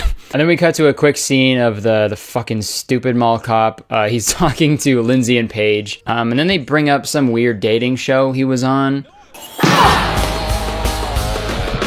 Gotta be honest, right now she digs me a bit more. That's fine. Sometimes they're gonna like me more. Other times I'm gonna like them less. But yeah, I'll call Allison again. Go out? Again? Again. I don't know if that's supposed to be funny. I don't know why that's in the movie. So after that, he's sitting on his little chair and he's ready to be Santa. And Paige and Lindsay decide to go see him, to go sit on his lap and talk to the Santa. But they don't just go and like ask him for presents. You know, they don't do a normal thing. They wait in line and then they sit there and just fucking fuck with him the whole time. They just make fun of him. Yeah, forgive us if we don't sit on your lap, Ew. Not very nice thing to say. It's Christmas. At least I don't wear the same red suit every year. Tell me, Santa, how can Mrs. Claus stand to be married to someone so completely devoid of style? Like, holy shit, just so mean. That poor old man spreading hope and love to little kids, and they're just like, hey, pervert, fuck you. You have no style. You get no pussy. You are a loser. So I guess they sit there for a bit. They keep roasting him. You're inactive all but one day a year. You hang out with a bunch of elves. And then Lindsay pokes him in the stomach. And you sit around, put on the chubby glove. And then after that, once she does that, then she feels bad. I'm sorry. Calling him a fat pervert was absolutely fine, but as soon as she poked his belly, yeah, that was fucked up. I'll say that. That was a little too far. So she goes back and she apologizes to Santa. I just wanted to apologize for what I said before. And she asks if there's anything that she can do to help him because she wants to stop feeling selfish. Maybe I can buy your wife a gift and you can give it to her. So Santa, in response to this, is like, I'm actually having really bad marital problems with Mrs. Claus. We used to be so close. We were like two lights on a Christmas tree.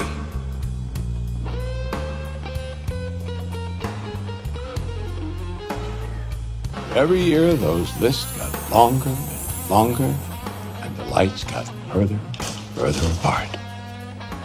After all that, Lindsay agrees to help Santa Claus, and he's like, okay, great. So they go into this big montage of them working out so Santa can lose all of the weight that he has put on. Because even when Lindsay's trying to be nice to Santa, she's still a fucking dickhead, right? Like, oh, I know why your marriage is failing, because you're a fat loser. And you're ugly, so I can fix that. Come along, stupid idiot. Fatty. Because that doesn't even make sense. Like, why would she do that, right? Because in the flashback, when they were happy together, Santa still looked like that, right? Like, he's always been like a jolly guy. That's his thing. So once the working out montage is done, they go into another montage. And this one's a classic. This one's a classic montage. It's, you know, the old one person goes in to try a bunch of different outfits on, and then the other friend's like, no, I don't like that one. And they do another one, and then they're like, not that one either. Come on. And then they put on like a regular outfit, and they're like, that's the one. And they played this song during it where it's like, it starts by saying Santa Baby, so you think it's going to be the song Santa Baby, but listen.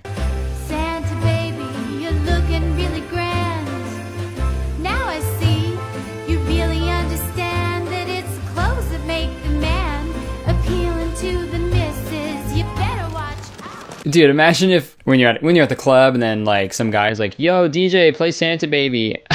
And then the DJ plays that. Dude, you get in so much trouble.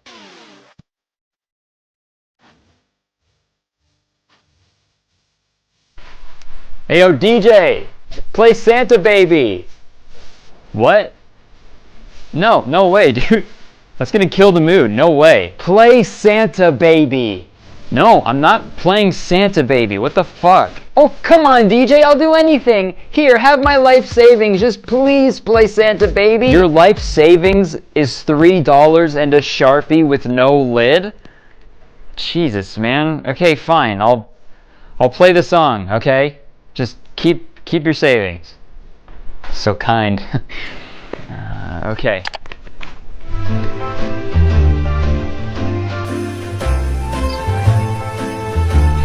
Wait, what the fuck is this? I'm sorry, man. This is the only Santa baby I have. I'm sorry. This is all wrong. This is all wrong. You gotta play the real Santa baby. Right, everyone? Yeah. Play the real Santa baby. Come on. Play the real Santa baby. Play the real Santa baby. Play the real Santa baby. Play the real Santa baby. Play the real Santa baby. Come on. Play the real Santa baby. Play it. Play the real Santa baby. Play the real Santa baby. Official one. Play the original song. Do it. Play the real Santa baby. Yeah. What are you doing? So once they find him a nice suit to wear, they go to a hair salon, and there's another montage. I'm not joking. They have 3 separate montages in a row. Hey, just make one. Oh my god, please just make one. Why do you need to do 3? Here we go. We get to see what he finally looks like now. Senor Santa Claus! Oh my god! For an older man, you are hot! So now Santa is fuckable, and you know what? It's about time, okay? Ever since I was a wee lad, I was always just like, you know, Santa's great and all. I love how he gives me gifts, but I don't think he's that hot. Santa Claus is coming, and his wife. Hey, talking about hot Santa just reminded me of something. A few years ago, a mall in Toronto, they had this whole like ad campaign with a sexy Santa, and it was him like, you know, just like being hot, but being Santa. So they really made Too Cool for Christmas a real thing. That's fucking crazy, dude. That Santa probably leaves you on red and green. I did it! Okay, so Santa is sexy now, and this is my favorite scene in the whole movie. Let's watch it. Yet I came in a few weeks ago dressed in my Santa suit, and you laughed at me. Don't you believe it, Santa Claus? No. Big mistake. Huge. Take that, bitch. You just got Pretty Woman. I was in here yesterday. You wouldn't wait on me? Oh, you work on commission, right? Yes. Big mistake. Big. Huge. My favorite scene, the only good scene in this whole movie, is an homage to a different movie. Oh man, that's so funny. Dude, picturing like one of those, like, you know those gold digger pranks? Like, oh, you coulda, but not now. That's basically what this is. But picturing that with like Santa? Wow. Hey Shoddy, what's good? You wanna come roll with me? Ew? No, sorry, I don't. Oh, you don't? Okay, well I guess I'll just take my sled pulled by magical reindeer and I'll just fly out of here. No, oh no, wait, now I want to. Sorry, babe, I don't hang out with coal diggers. No, come back! Ho, ho, ho. I'm not a hoe, what the fuck? No, I didn't mean it like that, I'm sorry. Shit.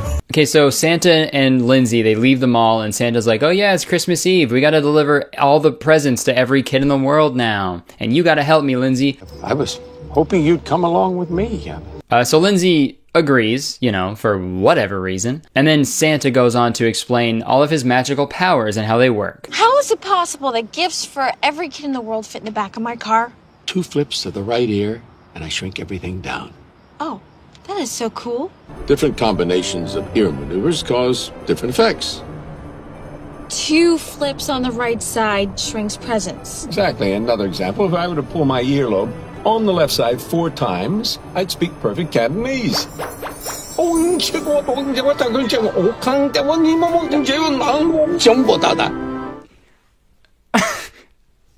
Hey, okay. I beg your pardon. Well, that's... Whoa. Wow. I don't know where to start with that. That's not even impressive, Santa, okay? Usually old white men are just blatantly offensive without doing anything to their ears, so that's just adding a step. Why would you write that into the movie? Holy shit. Hey, I'm an old man, and if I pull my right ear 6 times and my left ear 3 times, I get mad at a customer service worker just for trying their best. And then I fall asleep on the couch at 4 p.m. I'm Santa, and I suck.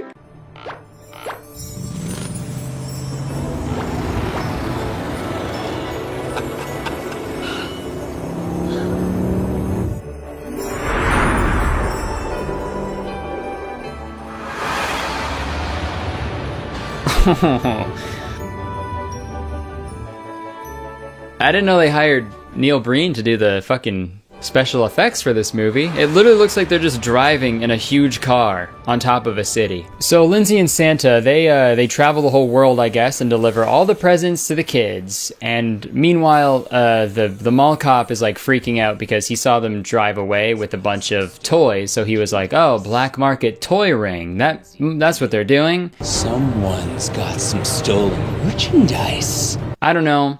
Movie stupid. Mall cop sucks. Later on at night, they end up going to Anderson's house, the hot boy. They're like some form of genetically perfect superhumans. Almost as hot as Santa, but no one is. Good luck. Is it Anderson?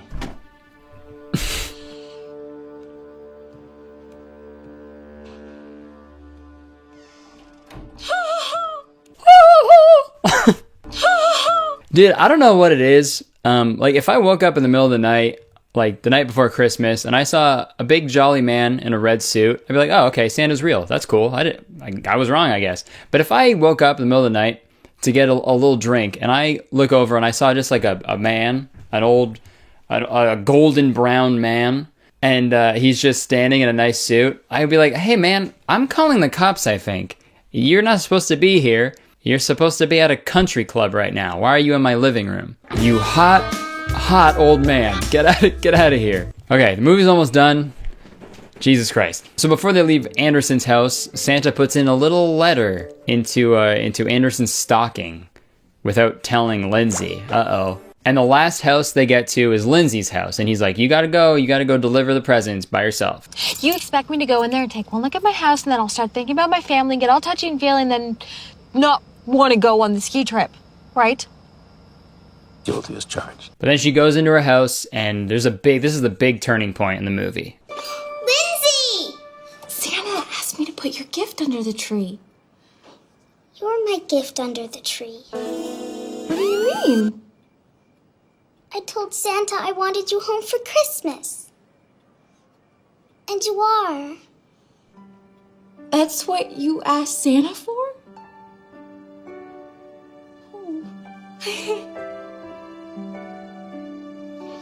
She was the gift all along. Wow. Oh wait, hold on. So she leaves. I didn't notice that when I first watched it. She just left, dude. I wanted you home for Christmas, and here you are, right in front of me. Aw, that's so sweet. Okay, bye. So they head back to the mall to say their goodbyes, but then the mall cop pops out of nowhere and they have a big confrontation, but guess what fucking happens? It's a little something I like to call banned from the mall for life.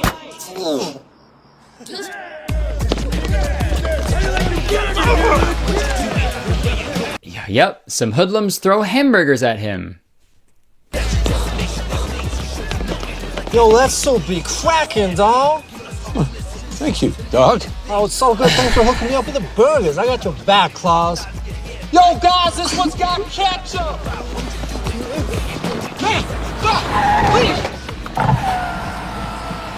Allison?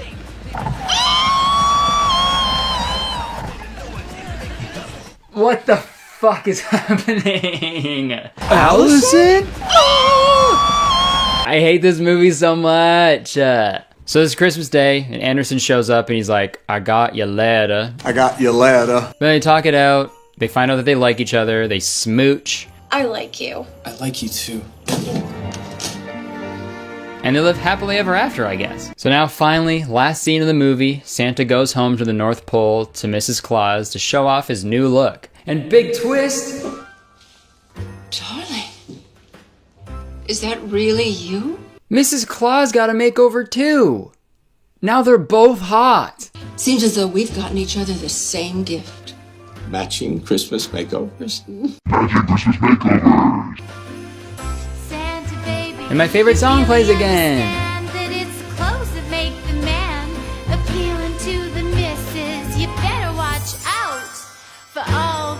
So yeah, then the movie ends with a really, really passionate sex scene, and it's full-on nudity. Kidding. That's not true. So yeah, That's too cool for Christmas / a very cool Christmas, depending on the parents. Okay, so the whole two versions of the movie thing is very weird, but put all that aside, this movie sucks, okay? The selfish girl helped Santa get laid again because she poked his belly and felt bad. That's the synopsis. My God, I do not like that. But you know what? Until they release the movie about Mrs. Claus's makeover, I don't want to think about this movie ever again, okay? All in all, the Pretty Woman reference was pretty good. Oh my God. Well, that movie was yucky, but you know what isn't yucky? Delicious food from HelloFresh. That's right, it's time to hear a word from today's sponsor, HelloFresh. If you don't know, HelloFresh is America's #1 meal kit. They send you easy, seasonal recipes and pre-measured ingredients right to your door. All you have to do is cook and enjoy, dude. Me and my girlfriend, we love cooking together, and HelloFresh has made that entire process even more enjoyable. HelloFresh makes cooking delicious meals at home a reality, regardless of your comfort in the kitchen. HelloFresh has something for everyone, from family recipes to calorie smart and vegetarian, and fun menu series like Hall of Fame and craft burgers. So no matter what your diet or preferences, there's a plan that's perfect for you.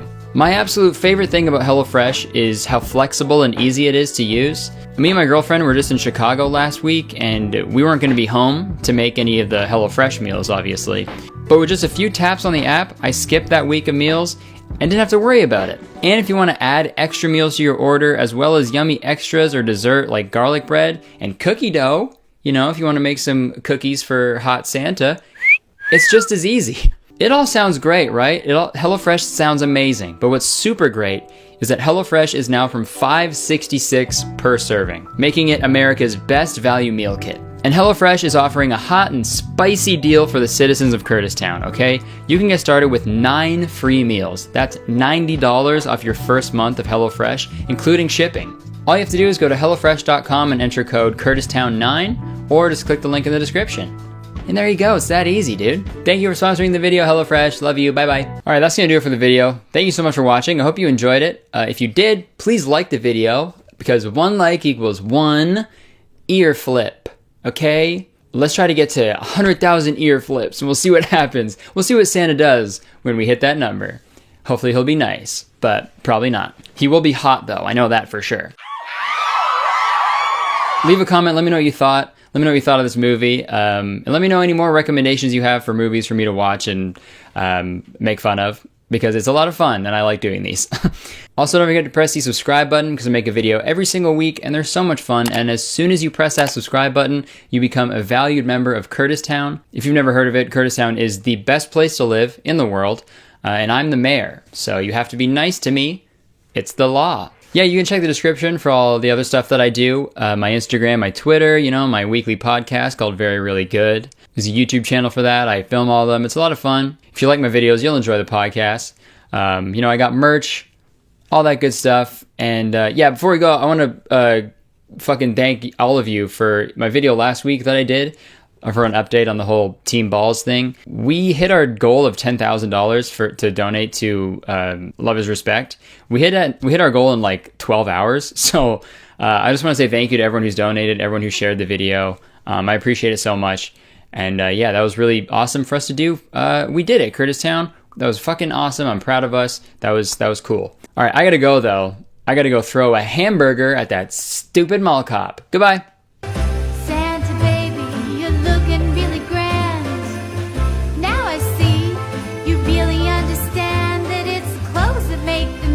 It's Christmas time, and that's Christmas with a K. An entirely new, non-denominational holiday for us to celebrate together. Get in the Christmas with a K spirit by heading over to KurtisConner.com to grab the new merch. We got a long sleeve, a Christmas sweater, and a new Christmas beanie. And a bunch of other items are restocked as well.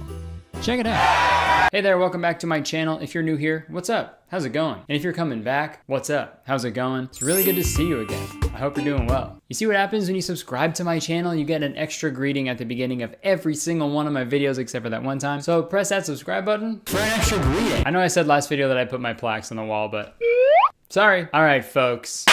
I'll admit it, okay? I'm a 90s baby. Wah, change my 90s diaper. I'm a 90s baby. I grew up in the golden age of fashion, technology, and entertainment. You kids don't know.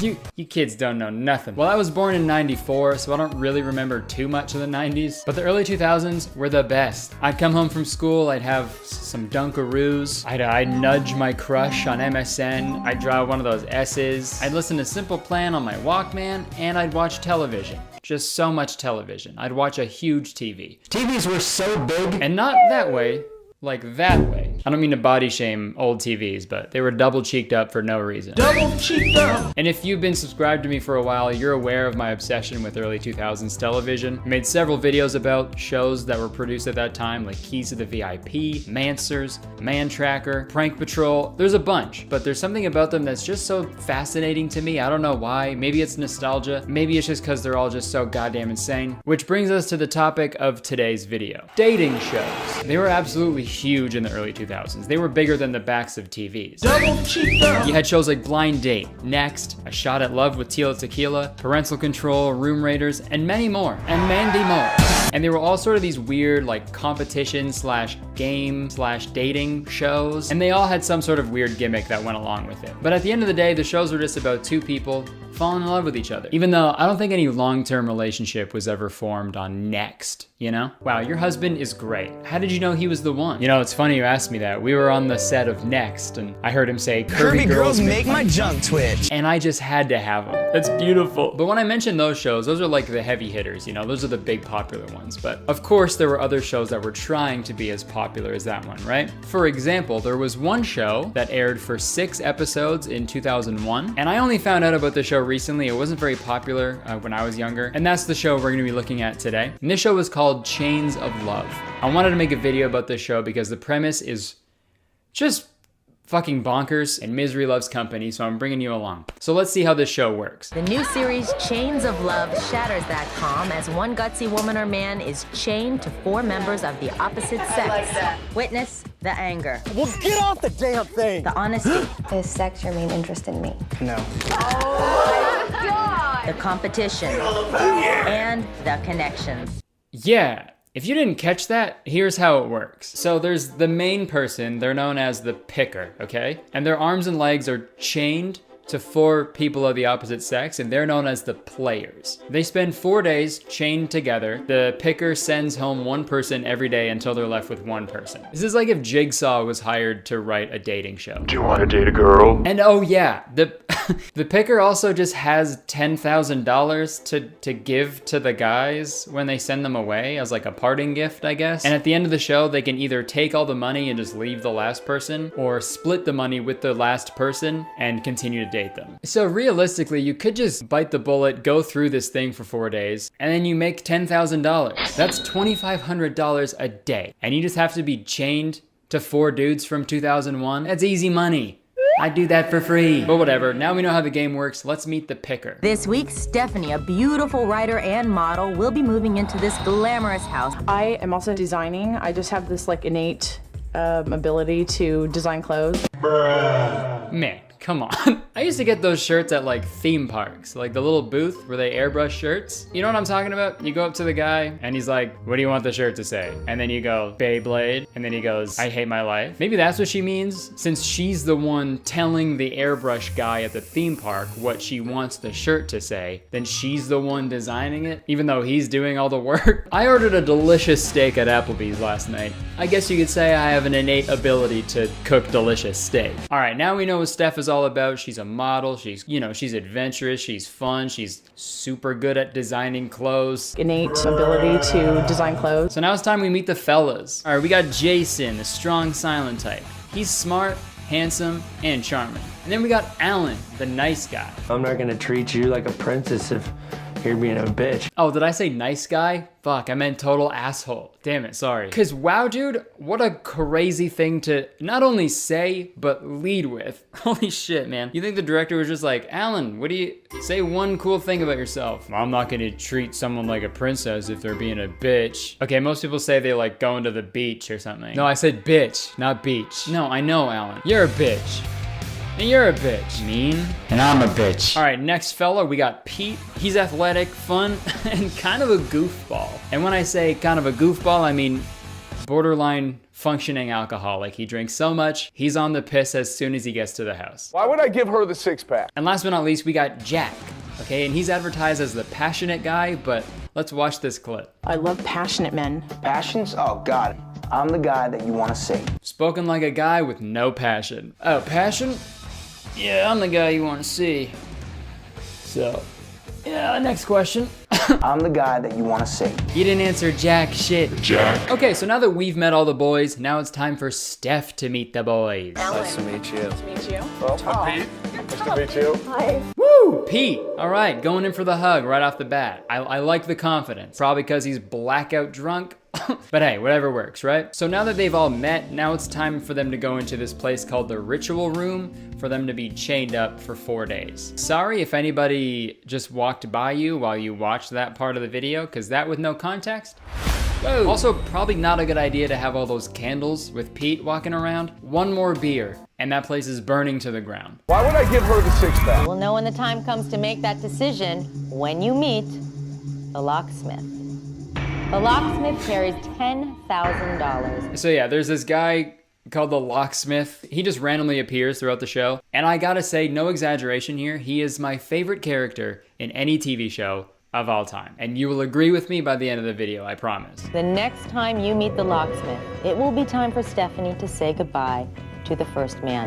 Dude, that line is so ominous, dude. It sounds like a fucking line from Game of Thrones. When the locksmith arrives, one man must go.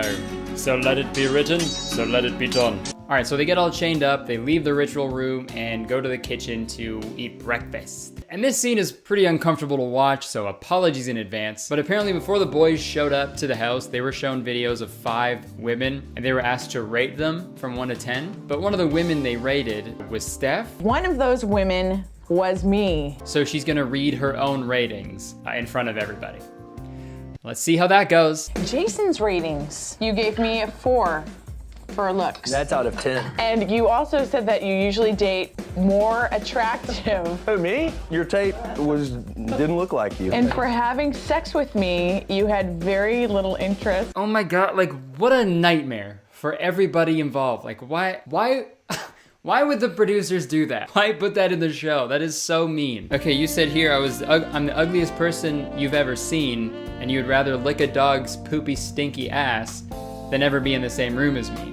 I'm disgusting and should be thrown in a river. No, your tape didn't look like you. I'd say all that stuff about someone else, but not you. I'm a good guy. Pete, you gave me an 8 for looks, even with my disgustingly horrifying tape. A 9 for intelligence. Oh my God, oh, man. Guys, Pete gave her a good rating. She's reading off the rating and everyone's like, oh God, come on. Oh my God. Like scoffing, that is so mean. Pete's just fucking drunk, dude, don't listen to him. You're a 2. They're all a bunch of children. So all in all, I think they're off to a good start. That's the end of this book, thank you. So now they all pile into a car and go to a grocery store to get food for dinner. You guys ready?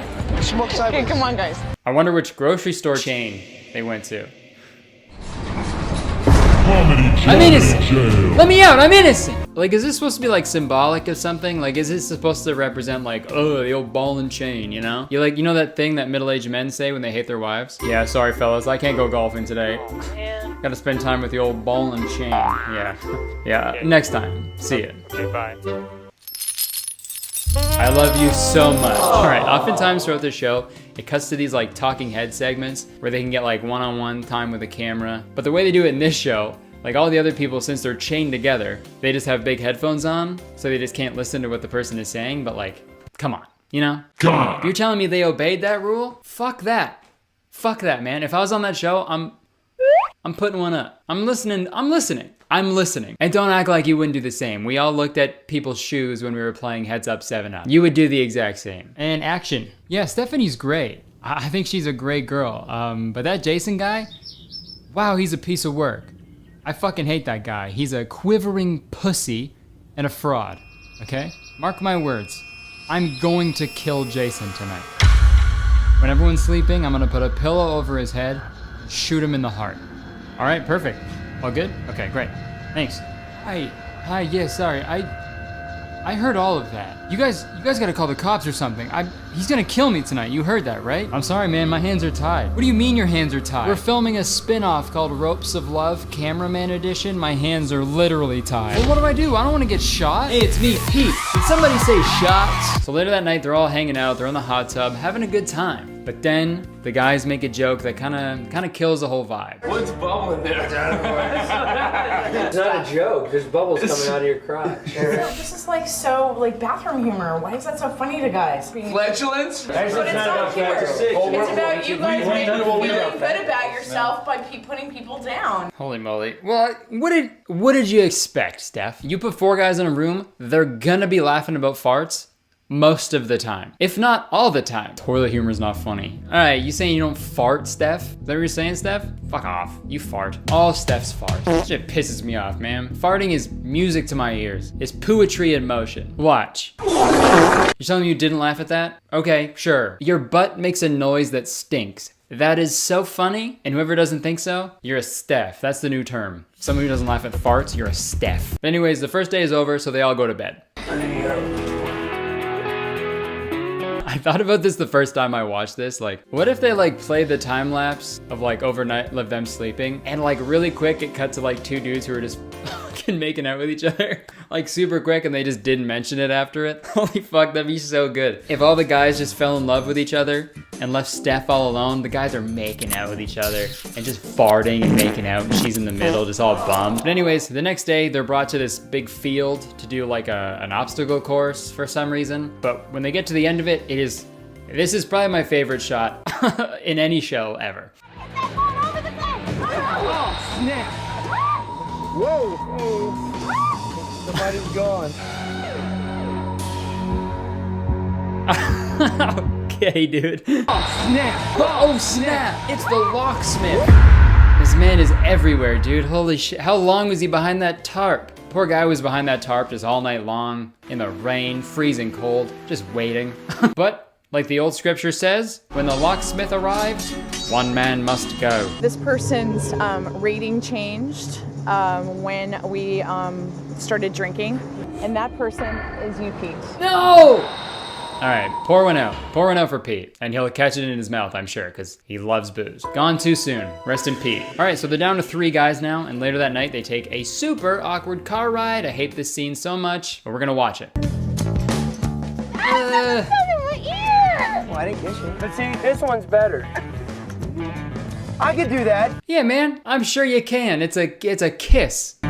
I could do that. This is why I hate shows like this, man. It is so uncomfortable to watch dudes like fight for attention. Cause when it works for one guy and he gets a kiss, like I feel weird watching that. And when it doesn't work for the other guy and he has to watch the other guy get a kiss, I feel even worse watching that. Look at that, he's got it in a headlock. Alternative title for this show, The Mighty Cuts. You're like a big sweaty horny dude. I hate it, I hate it, I hate it, I hate it.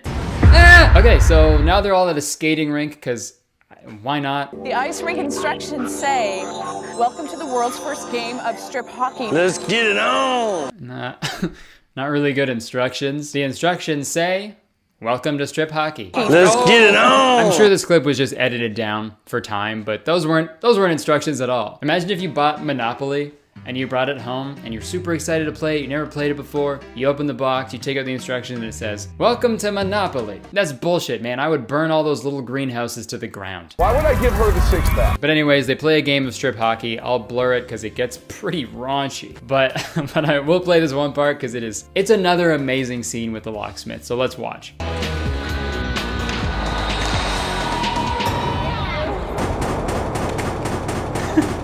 Hey man, just so creepy. Nice cock. Creepiness aside, the locksmith is here, so we know what that means. Say it with me. One man must go.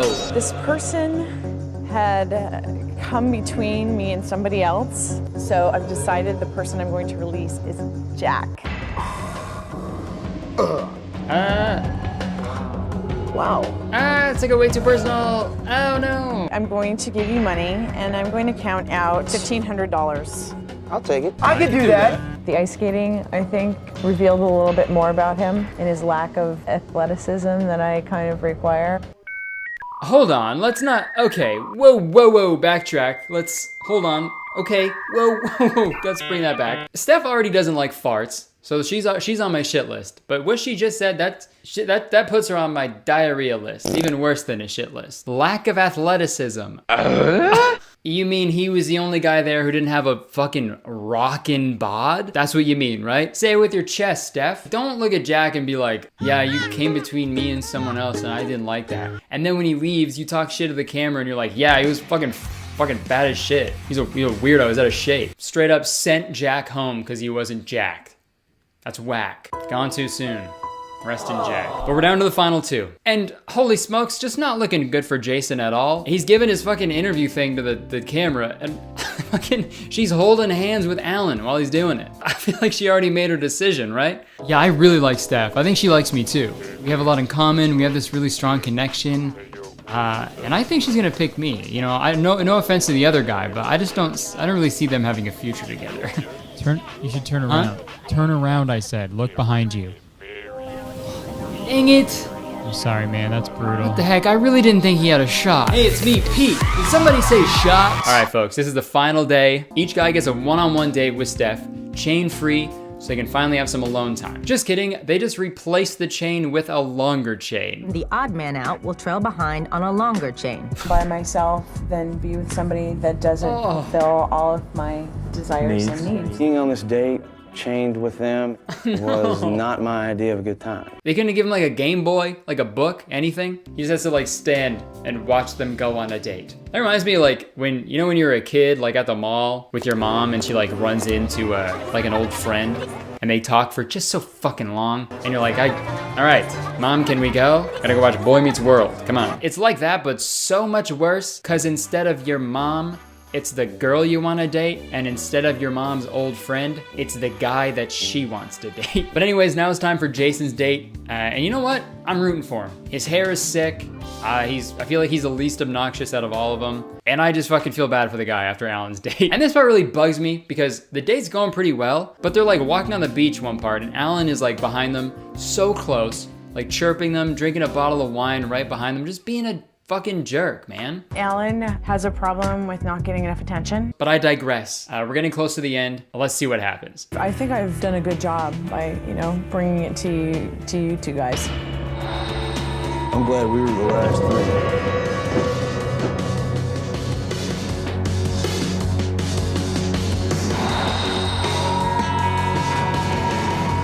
Somebody say something. Why was that so fucking awkward?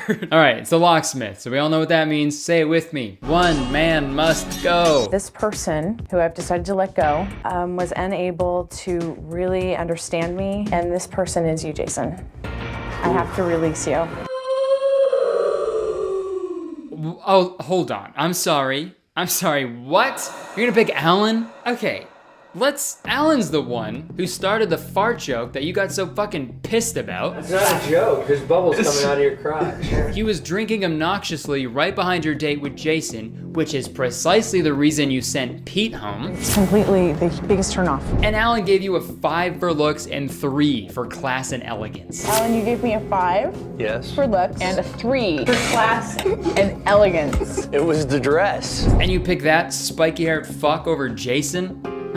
Okay, Steph, for someone who hates farts so much, you sure are one. Damn, gone too soon. Rest in Jason. Okay, well, fuck man. I wish this was the ending, but there's a bit more. Now they share one night together, and the next morning, Steph needs to decide if she wants to keep all the money and just say fuck off to Alan, or split the money with Alan and proceed to have a relationship with him. So let's see what this fart does. Yes, I'd like to pursue a relationship with you. Wow, cool. Must split the remaining money, $6,433. Okay. So now we see if Alan wants to do the same. Oh, thank God. I'm scared. Wow, yay. That should be Jason, dude. Actually, no, fuck, no, Jason deserves way better. Well, regardless of my feelings towards the outcome, I'm happy for him, okay? I'm sure they went on to have a long, fruitful relationship with each other. Nice. Oh, fuck. Well, I mean, I could have told you that, because the thing about dating shows, it's a silly way to meet someone, and most of the time, they're not even real. So that's Chains of Love. I feel like I've already said what I wanted to say about this TV show. Dating shows are weird. I don't like them, and I especially don't like this one. I'm just glad TV moved away from, one, like being really big in the back, and two, I'm glad TV moved away from these like dating game shows, because now we just have singing game shows, and those are so much better. All right, well, I think it's time to hear a word from today's sponsor, Audible. Hey, it's me, the locksmith. When I'm standing behind a tarp or standing in a tunnel above a skating rink, it gets pretty boring. And for me, the best way to pass the time is with Audible. As I'm kidding, it's me, it's Curtis. But I agree, Audible is great. Audible is a leading provider of spoken word entertainment and audiobooks, ranging from bestsellers and new releases to celebrity memoirs, languages, and now podcasts. And if you've never given Audible a shot, now is the perfect time. They just launched Audible Plus, which allows full access to their Plus catalog, which is filled with thousands and thousands of select originals, audiobooks, and podcasts, including ad-free versions of popular shows, as well as exclusive series. So on top of your regular Audible subscription, you have literally thousands of other titles available to you to stream, download, and listen to wherever you want, as much as you want. The limit does not exist. I've personally decided that over the winter, I wanna like work out more. And I've never really been a fan of going to the gym anyways, and since they're closed now, I need to work out from home. So I've downloaded this audiobook called Quick Home Workouts that I'm really looking forward to trying out. That's just one example of what Audible has to offer. You like true crime? Audible's got it. Fantasy or sci-fi? Audible's got it. Literally any other genre? Audible's got it. And folks, I know I said now is the best time to try it out, and I really mean that. Because with Audible's holiday offer, you're getting the best offer of the year. If you give them a try right now, Audible is only $4.95 a month for your first 6 months. And that price includes the full immediate access to Audible Plus. After your first 6 months, it's still only $7.95 a month to download and stream all you can listen audiobooks, originals, and podcasts included in the Audible Plus plan. And getting started is so easy. Just go to audible.com/CurtisTown or just text CurtisTown to 500-500. All right, thank you to Audible for sponsoring this video. I hope you guys check them out. You're getting the best deal of the year, and it also helps me out when you guys check out my sponsors, so everybody wins. So yeah, again, that's audible.com/CurtisTown or text CurtisTown to 500-500. It's that easy. All right, thanks Audible, back to me. All right, thanks so much for watching this video. If you enjoyed it, please press that like button, because believe it or not, one like actually equals one beer that I will ship to Pete. I will give him one like equals one beer for Pete. And he's thirsty. Let me know if you've seen this show before, and I always love reading your guys' comments. You guys are way funnier than I am. And I'm excited to see what you guys think about this one. If you guys want me to do another video about this, all the episodes are on YouTube, so maybe I'll do another one, or maybe I'll do a video about a different dating show. I don't know. Just let me know. You can press the subscribe button if you want, because as soon as you press the subscribe button, you become a valued citizen of Kurtistown. If you didn't know, Kurtistown is the best place to live in the world, and I'm the mayor, so you have to be nice to me. It's the law. If you want to see the other things I do, you can check the description. My podcast, my Instagram, Twitter, all that bull crap is down there. Merch, my new merch, holiday merch. All right, that's it. I gotta go. I would stick around, but I have to fart in a hot tub. See ya.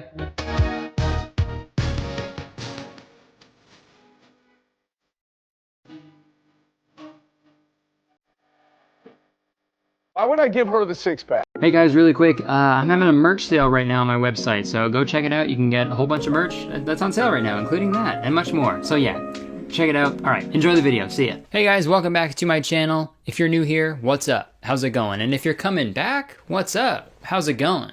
It's really good to see you again, dude. I hope you're doing well. You see what happens when you subscribe to my channel? You get an extra greeting at the beginning of every single one of my videos, so press that subscribe button for an extra greeting. All right, folks. We've got a bad one. We've got a rough one today, okay? It's very coarse. It's a coarse video, all right? So put your gloves on. Okay, I feel like straight people, right? Heteros, we do some pretty cringy stuff sometimes, right? I think that's safe to say. They'll have a daughter, and they'll name the daughter Equestrian because the mom likes horses, or they'll have like a gender reveal party where they'll like set a school on fire, and then whatever color the smoke is coming from the school, that's what the baby is, right? Like, damn, rest in peace to all those kids in that school that just burned, but the smoke is blue, we're having a little guy. And I fall into that category, dude. I'm a straight white guy.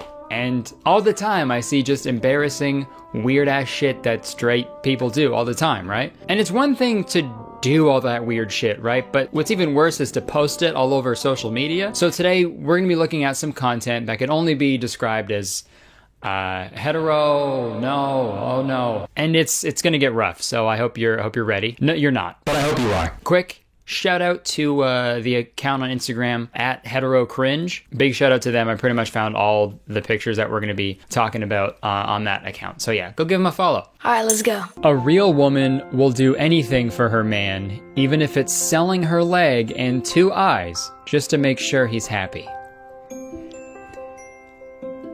I feel like I just moved houses after reading that, you know, because there's a lot to unpack. I don't care how much you love someone. Don't sell your leg and both of your eyes just to make them happy. If doing that makes your significant other happy, they need help. They need professional help. I really hope no one saw that and was like, okay, that'll do it. That'll save my relationship. Okay, baby, you ready for your surprise? You're gonna be so happy. Yeah, I'm ready. Okay, take your blindfold off, okay? Oh my god, what the fuck? Did you take it off? I can't tell. What the hell happened? Why is your leg gone? What, are you okay? Not just my leg, silly. My eyes, too. Ugh. Sorry, what the fuck? Why? Why did you do this? Isn't it obvious? I sold my right leg and 2 eyes to make you happy. Why would that make me happy? 'Cause that's what a real woman does, okay? And with the money that I'm making from my body parts, I'm gonna buy you a Tesla. Oh my god. That's amazing. Those are so expensive though. That's gonna cost you an arm and a leg. Okay, now wait. No, that's not what I meant! Alright, next one. Don't lose a loyal man because he's occasionally unfaithful. Fuck, man, it's like some guy like got caught cheating and he like quickly made this meme on his phone and he was like, it just popped up, this Jay-Z and Beyonce. Are we like Jay-Z and Beyonce right now? I guess we are, and they kind of stayed together, so next we're gonna watch a video, okay? A quick video. This is a little older, I remember seeing this like a year ago, but when I think about just like straight people cringe, this is all I think about. So it's a nice video of a couple, they're like singing to each other at a rave. The caption is, took my girl to her first rave yesterday and said, welcome to my world. And she replied, our world now. And I'll remember this night forever.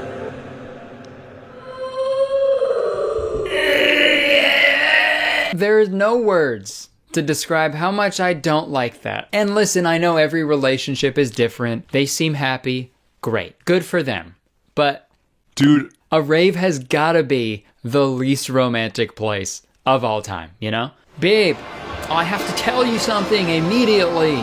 What? What do you gotta tell me? I just gotta say, you've been awesome. I'm having a great time with you, okay? Back at that Deadmau5 set, when I swallowed my tongue and puked it back up, you were there for me, okay? And when I tried to fight that guy, because his tank top was messing with my vibe, you pulled me away. Okay, what's your point? And when I pulled a muscle last night when I tried to suck my own dick. Stop.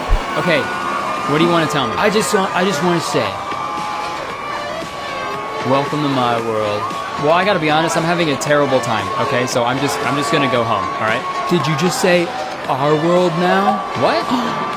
No, what the, no, I didn't say that. I'll remember this night forever. Whatever, man, I'm leaving, alright?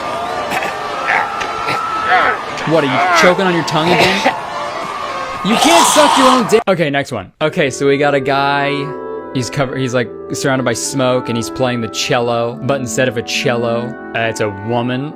That's fucking weird, man. I mean, I guess it could be weirder. A cello's probably like the most normal instrument to be, I guess. Imagine if it was like he was like playing the drums instead. It was just like this weird fleshy like human drum set. And he was just drumming like,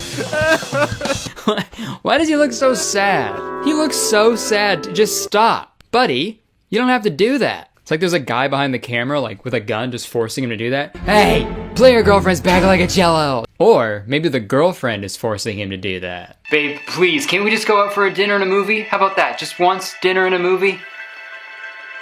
Please, I can't keep doing this. Babe, you know you want to. I'm not, okay? I'm not doing it. Okay, fine.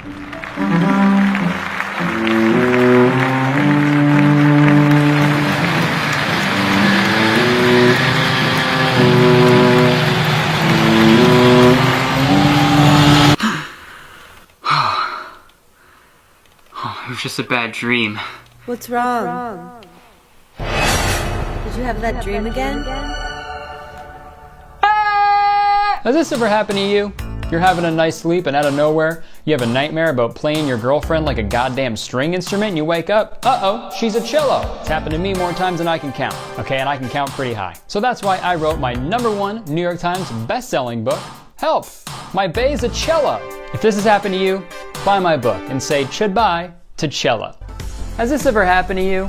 You see some nonsense commercial about a pointless book and you still want to purchase it? Of course it has. It's happened to me more times than I can count, okay? And I can't count very high. So that's why I made the New York Times #1 best-selling VHS, Help, I Bought a Pointless Book Again. You'll learn tips and tricks from industry professionals on how to avoid buying books. VHS players sold separately. Also, if you can explain DVDs to me, please give me a call. Has this ever happened to you? You start writing a comedy sketch and you don't really know how to end it, so it just keeps going and getting more annoying and insane? Trust me, it's happened to me more times than I can count. And I can count the regular amount. That's why I made the New York Times #1 start writing a comedy sketch.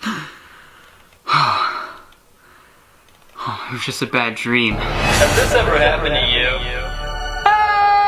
Okay, these next memes that we're gonna look at they're kind of like a crossover with like boomer humor, because I've only seen like old people post these. And I don't know what it is, but like anyone over the age of 50, any married couple over the age of 50 just seemingly hates each other for some reason. You know, it's like those Rodney Dangerfield jokes when he would just talk about how much he hates his wife. Oh yeah, my wife can't do nothing right. She can't cook, the worst cook in the world. Gave my kid alphabet soup. He spelled out help. You know, or the classic Henny Youngman joke. Now you take my wife, please.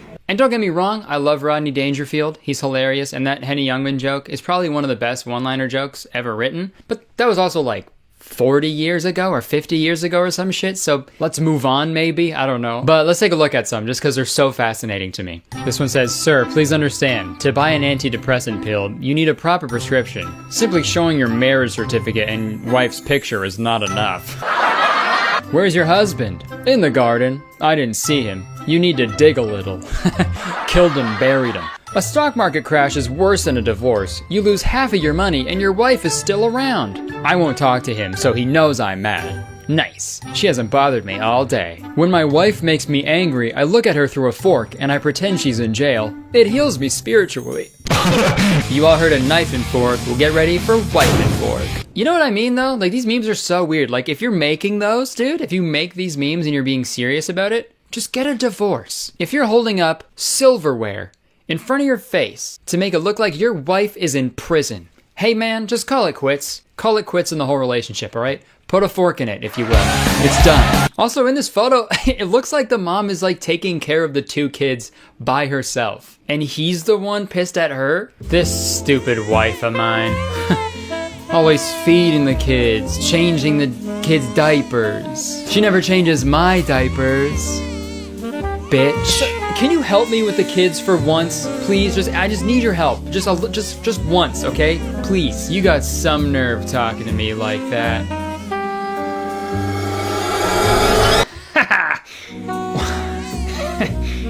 Yeah, visiting hours are over. Yeah, lock her up and throw away the keys, boys. She's in the clinker. Okay, I've had enough.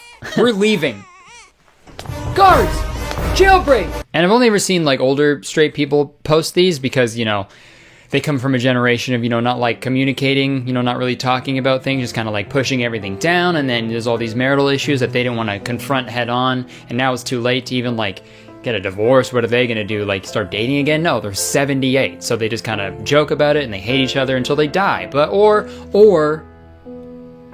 their wife really is just some dumb bitch who can't cook. Who knows, dude? Don't get me wrong, cringy couples come in all shapes and sexualities, but I think the reason straight people post these cringy things more frequently is because, like, straight people never had to, like, fight to be allowed to date the person they love, you know? Like, gay marriage was legalized in the US only 5 years ago, so I feel like a gay person doesn't really take it for granted as much, you know? Straight people have been allowed to do, like, whatever they want forever, so there's nobody to, like, keep them in check, you know?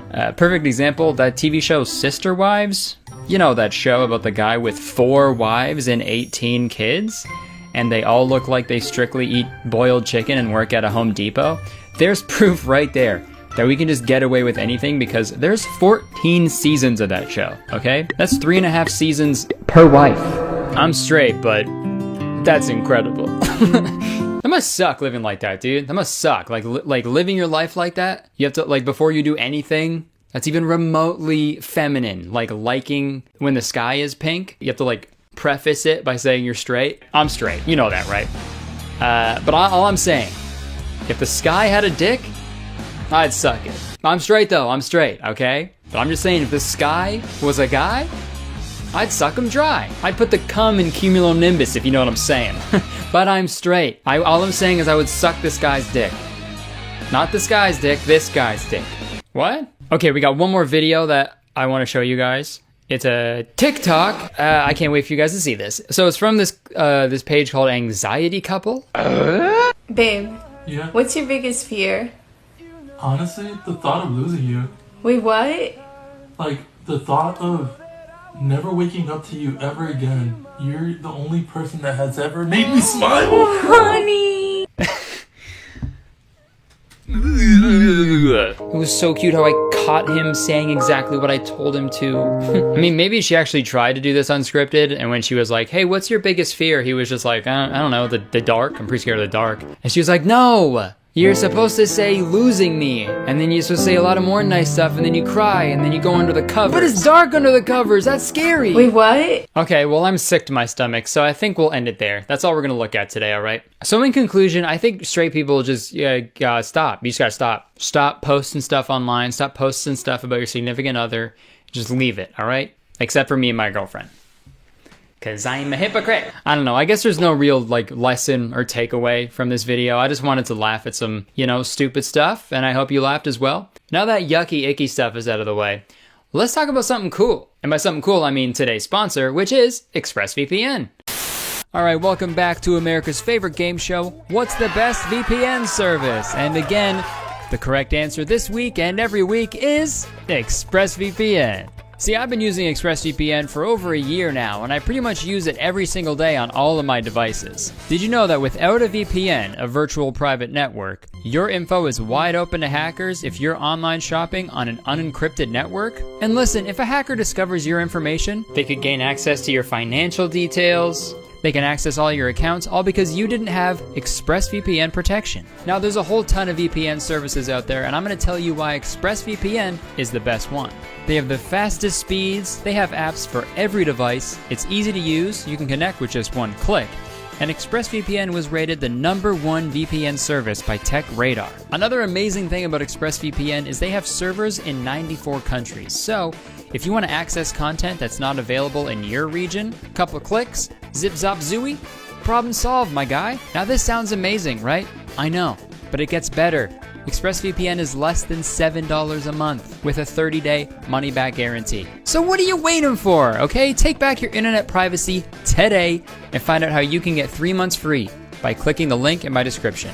Or just go to expressvpn.com/CurtisTown. All right, that does it for another episode of Which VPN Service is the Best? And big surprise, ExpressVPN is the winner again. We'll see you next week. Seriously though, thank you for sponsoring the video, ExpressVPN. Love you, bye-bye. All right guys, that's gonna do it. Thank you so much for watching this video. I hope you enjoyed it. If you liked the video, please press that like button because one like equals one leg chopped off to make me happy. Leave a comment, please. Let me know what you thought of the video and if you want a part 2. Let me know if you've ever seen cringy hetero stuff, and please send it to me. I'm open to you know, submissions. That'd be great. Don't forget to press the subscribe button as well because I make a video every single week and they're so much fun. And as soon as you press the subscribe button, you become a valued member of Kurtistown. If you don't know, Kurtistown is the best place to live in the world, and I'm the mayor, so you have to be nice to me. It's the law. If you want to see the other things I do, you can check the description, you know, for my Instagram, my Twitter, my weekly podcast called Very Really Good, my merch down there as well, my Twitch link and everything, so go follow me on that stuff. That's it. Unfortunately, I have to skedaddle. Ooh, I gotta go. I have to play my girlfriend like a cello. See ya!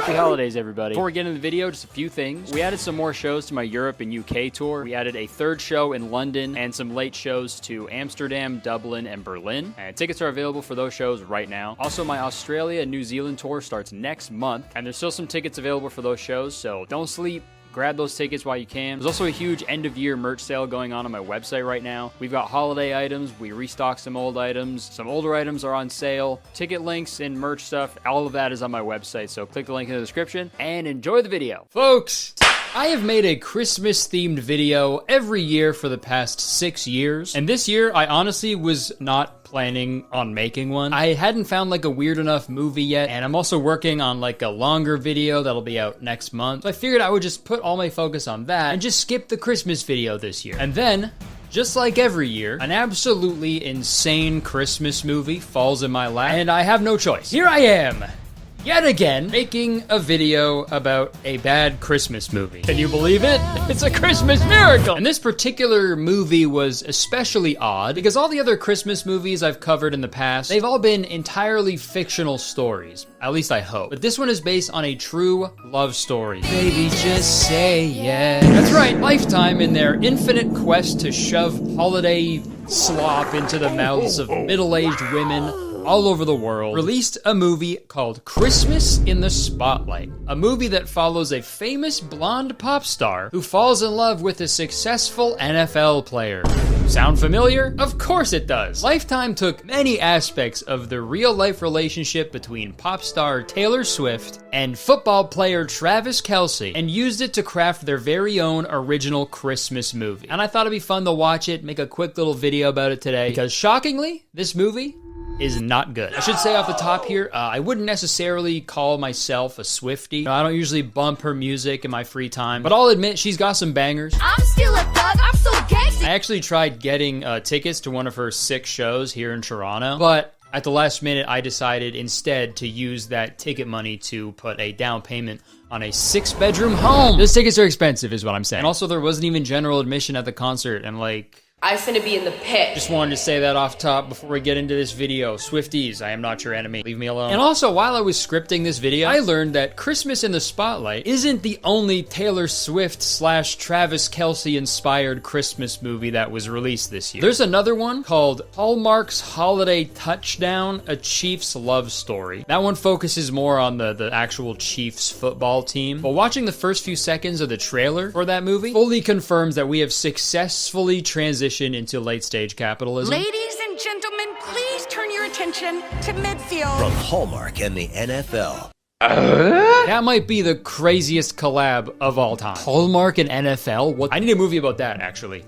Those are fucking polar opposites in my mind, dude. Giving someone a card to tell them how much they love you versus running full speed at someone so hard that you die. Link up of the century, dude. That's honestly, Hallmark and the NFL, straight up, that's like if Drake did a feature on Not Like Us. Like, dude, you guys are enemies. What's going on? Without further ado, let's watch. And this is one of the things they messed up about this movie's version of Taylor Swift. If Taylor Swift made a Christmas album, dude, pre-orders would not be flopping, okay? That album would fucking crush. Even if it was just an hour of her saying the word Christmas over and over again, be #1, no problem. Also, at the same time, I don't think Taylor Swift would ever put out a Christmas album. I think she would put out 14 Christmas albums, each one a little bit different than the last. So we've met the Taylor Swift character. Now it's time we meet the Travis Kelce character. To be this good and this pretty? His name is Drew Gonville, but everybody calls him Gonzo. And I can only assume he's named Drew because of the song Teardrops on My Guitar. Drew looks at me. Drew, just like his real-life counterpart, also has a brother in the NFL. But in this movie, the two brothers, they're on the same team. And Drew's brother is named Rob. And in real life, Travis and Jason Kelce, they have a podcast together. And I was fucking really hoping we'd get an awesome podcast scene in this movie, but sadly, it doesn't happen. How long is it gonna be? When is there gonna be a fucking podcast-themed Christmas movie? A movie about Joe Rogan finding the meaning of Christmas? Headphone holiday? There's a name for you. Lifetime. Do it! Sorry, back to the movie. We then cut to Drew celebrating his niece's birthday. You gotta back me up. Hey, don't give him a hard time. You know what? You loves vacuuming. Actually, one of the reasons I married him. Okay, yeah. This girl looked familiar when I first watched this movie. When I first watched it, I did the fucking Once Upon a Time in Hollywood Leonardo DiCaprio thing. So I looked this actor up, and that's when I realized this is the TikToker who made that tone-deaf "Let Them Eat Cake" TikTok at the Met Gala. Let them eat cake. And then a bunch of people got really mad, and then she lost like hundreds of thousands of followers and shit. You know, not to reduce someone to their very public mistakes, but that's where I know them from. And this just goes to show you, man, cancel culture is not real. You can do something that pisses off the entire internet, lose hundreds and thousands of followers. You can still go on to have a supporting role in a made-for-TV Lifetime Christmas movie. So Drew's niece is a big Bowen Sykes fan. So she has this big Bowen Sykes themed party, including a dance performance to one of her songs. Also, shit dad, dude. What values are you teaching your daughter? That you don't value her? If my dad was in the NFL and he didn't buy me concert tickets to my favorite artist, I'd give him a concussion before he got the chance to in one of his fucking football games, dude. But anyways, they make it to the concert, and this is when we find out that Drew has a big crush on Bowen. And I know he's like also a celebrity, so it isn't that weird, like it's not far out of the realm of possibility for him, but I don't know, it is objectively funny to have a crush on a celebrity. I'm just picturing Drew driving his car, and then whenever a Bowen Sykes song comes on the radio, he's just like, this is my time to yeah, so he's sorry, I didn't say that. The fictional team he plays for is called the Bombers. I'm a bomber. I also think Bowen needs some new security because this huge man just snuck into her meet and greet by going like, shh. Somehow we're just gonna shh. That's another inaccuracy compared to the real life Taylor Swift. You would not be able to sneak into a Taylor Swift meet and greet. Even if someone just has the thought of sneaking into a Taylor Swift meet and greet, a red laser would appear on their forehead immediately, dude. So Drew introduces himself, you know, they talk a little bit, he freaks out, he drops his phone, they take a picture together, and then she leaves. Who's that? Just some guy. I'm never gonna have cousins, am I?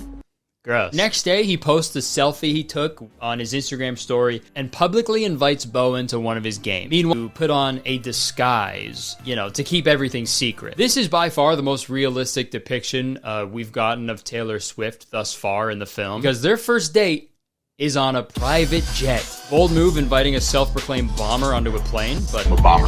To each their own. Maybe the planes were the inspiration for Bowen's name, right? Bowen, Boeing, you know, there's something there.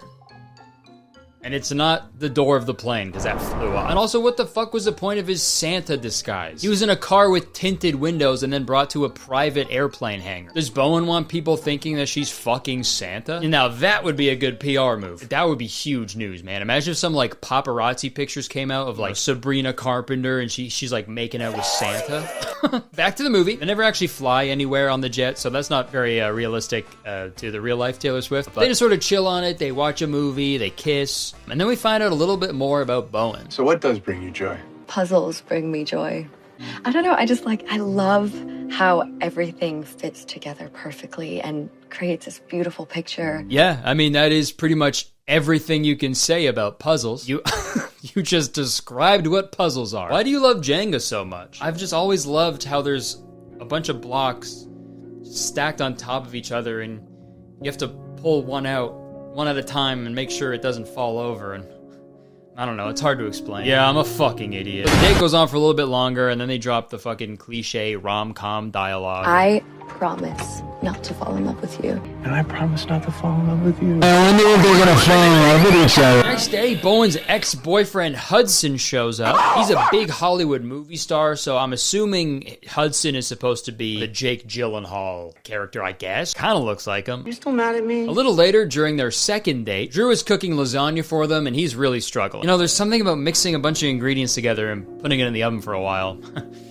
I don't know, it's tough to explain. Also, this TikToker was probably sweating on set before filming this scene, dude. So in this scene, you're gonna be making dessert with Bowen. What kind of dessert? It's not cake, is it? No, why? Haley Bailey just accidentally started a revolution against the rich and so sorry. So this year, and she also made a video where she used the sound saying, hello? Oh, sorry. Oh my god, your nose is bleeding. I said I was sorry! Later that night, Drew and Bowen have a steamy makeout sesh, which I gotta say, it's a pretty wild thing to do after a Thanksgiving meal. You gotta be freaky as hell to do that shit, dude. You wanna make out? Hope you don't mind a bunch of turkey burps and ham farts. Full transparency here, I am skipping through like 50% of the scenes in this movie because it's mostly just pointless dialogue with the occasional football or Taylor Swift reference. This movie feels like someone was given only 3 days to write a Taylor Swift and Travis Kelce movie script, but then they got trapped in a well for 2 of those days, so they only had like a few hours to write the whole thing. Let's freaking go.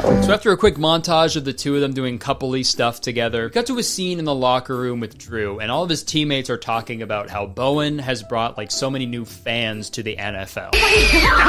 No more flying back and forth and back and forth. Yeah, I mean, but you love the Bombers. She loves that private jet, huh? She was so happy until Drew mentioned not having to fly back and forth all the time. Oh my god, this is perfect! You should take that contract. I think I will. This is amazing. You won't have to fly in your private jet every single day.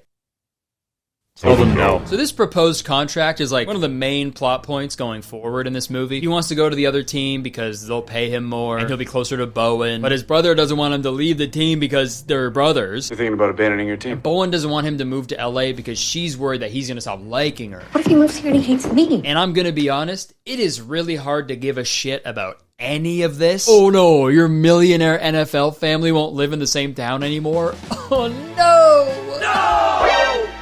However will you go on? And okay, if he goes to LA and he stops liking you, oh no, you guys have been dating for like a week. I also don't know why I'm getting so mad. I had 0 expectations for this film because it is a Lifetime movie based on a relationship that started last year. So Bowen is complaining about all this to her manager, and then she drops another epic Taylor Swift reference. Oh, yeah. You know all too well that life is all too well. Meanwhile, Drew and his brother yell at each other about football. All I've done is support you, friend. You should be happy for me! When I was watching this movie, in my head, every single minute, I was like, can you guys be fucking adults for 1 second? Figure your shit out. It's fine. Take the contract or don't, literally. All right, I'm gonna try to speed through the rest of this bullshit. Drew goes back inside after talking to his mommy when something terrible happens. Ex-boyfriend. Dumb little man, baby. He immediately believes it without talking to Bowen, so now he's super mad at her. Drew won't even answer my calls. Then go to him.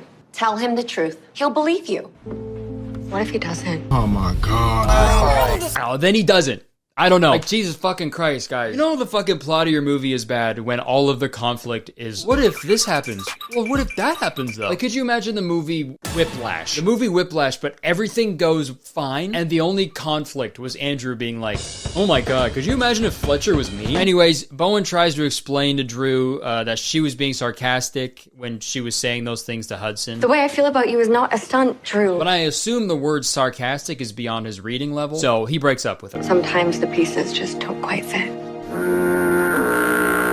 Alright, we're almost at the end, thank fucking god. The next day, about something that she saw on her phone. Hey, have you guys seen this? And it's not a bunch of backlash to an insensitive TikTok she made. It's actually a news report saying that Hudson's assistant came forward with the full audio. She was telling the truth. She was really telling the truth. Even though I'm sure anyone with half a fucking brainstem could have figured that out. We then get one final Taylor Swift reference when Drew's niece gives him a friendship bracelet that reads, even in the darkest night, I'm gonna shine, shine, shine. Sorry, so a bunch of pointless bullshit happens at a Christmas gala. Why they gotta be so mean? Bowen sings a new song that she wrote about Drew. My love is a gift that I'm giving to you. And she gives a big speech to Drew to Promise. Of course. She gives a full fucking speech, and the second she mentions a football thing, Drew is like, oh no! Like, happily ever after. Touchdown!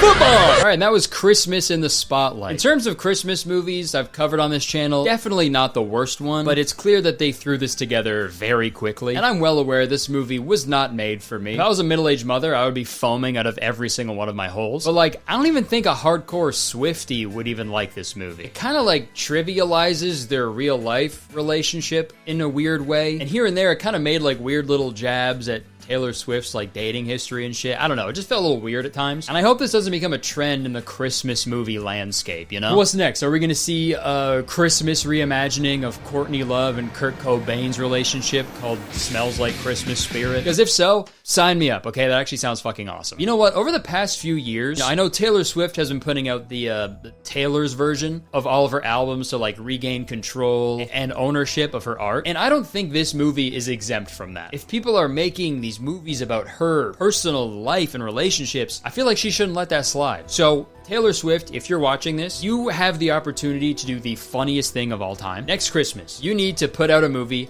called Christmas in the Spotlight, in brackets, Taylor's version, so I can make a video about that one, okay? Thank you. In conclusion, Christmas in the Spotlight, I'm gonna give a score out of 100. And I don't know about you, but I'm feeling 22. All right, that's it. Thank you so much for watching this little video, everybody. Pretty sure this is gonna be my final video of 2024. So I just wanted to be sincere for a second and, you know, thank all of you for the support. Not only this year, but all the years that I've been doing this. 2024 was a really cool year, so thank you. This year I was on a billboard in Times Square. I turned 30, hit 5 million subscribers, I finished the first leg of my very first world tour, and announced a bunch more shows in Australia, and New Zealand, Europe, and UK. I put out a free comedy special on my YouTube channel. And this year I've made, I think, some of the best content I've ever made. That's not really saying a lot, obviously, but I don't know. I've just never been more proud of the videos that I'm making currently. And obviously the support from you guys encourages me and helps me so much to just always try to be better with each upload. So thank you. And thank you for watching, truly. I don't know, man. Just feel very lucky and appreciative. I don't know. Is that okay? I have the coolest, most beautiful and loving wife in the world. I got the cutest dog in the world. And I get to do what I love for a living. So all jokes aside for a second, thank you for the ongoing support. I hope this year was also great for you. Hope you enjoy your holiday season, you know, have a fun, safe, happy new year, and I'll see you in 2025. Come see me on tour in Australia, New Zealand, Europe, and UK. Tickets in my description. Okay, thank you so much. Like, comment, subscribe, all that bullshit. Okay, thank you so much. Bye. Go watch this video. It's like my favorite video I made this year. Go click it right now. Watch it. Thank you. Bye. Hey guys, welcome.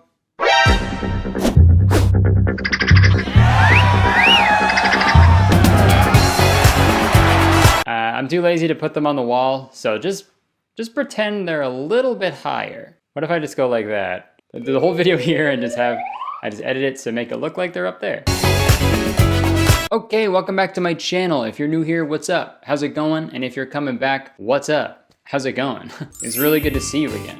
I hope you're doing well, and I hope you like the new setup. See what happens when you subscribe to my channel? You get an extra greeting at the beginning of every single one of my videos, except for that one time. So press that subscribe button. So an extra greeting. All right, folks.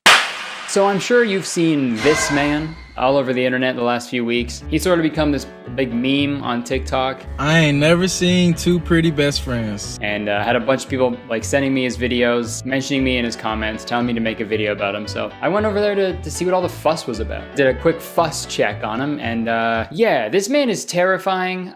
And I have so many questions about this guy and his content. I thought we would just jump in, take a look at his videos, and try to figure out what his deal is together. So this guy's name on TikTok is JR Scotty, but his real name is Jordan Scott. He's a model, obviously. Look at him.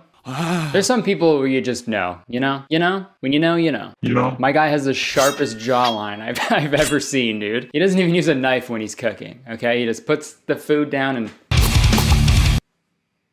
Bon appetit. I shouldn't have done that. That fucking really hurt. I couldn't find out like too much about this Jordan Scott guy, but he's on this one modeling website. It says he's male, age range 0 to 24. He could be a little 4-year-old, I don't know. That's why he hasn't seen Two Pretty Best Friends. He hasn't been alive long enough. He just came out of his mommy's womb. We scroll down a bit, we see his skills are football, soccer, basketball, taekwondo, and jump rope. Wow. Those are his only skills, I guess. I can't cook, I can't clean.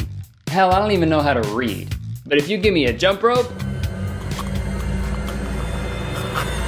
sorry, I don't know how to breathe. But Jordan isn't popular for his modeling career. No. He is popular for making probably the weirdest videos I've ever seen in my life. And and I've seen a lot of weird ones. Okay, enough blabbing. Let's watch his TikToks. I ain't never seen two pretty best friends.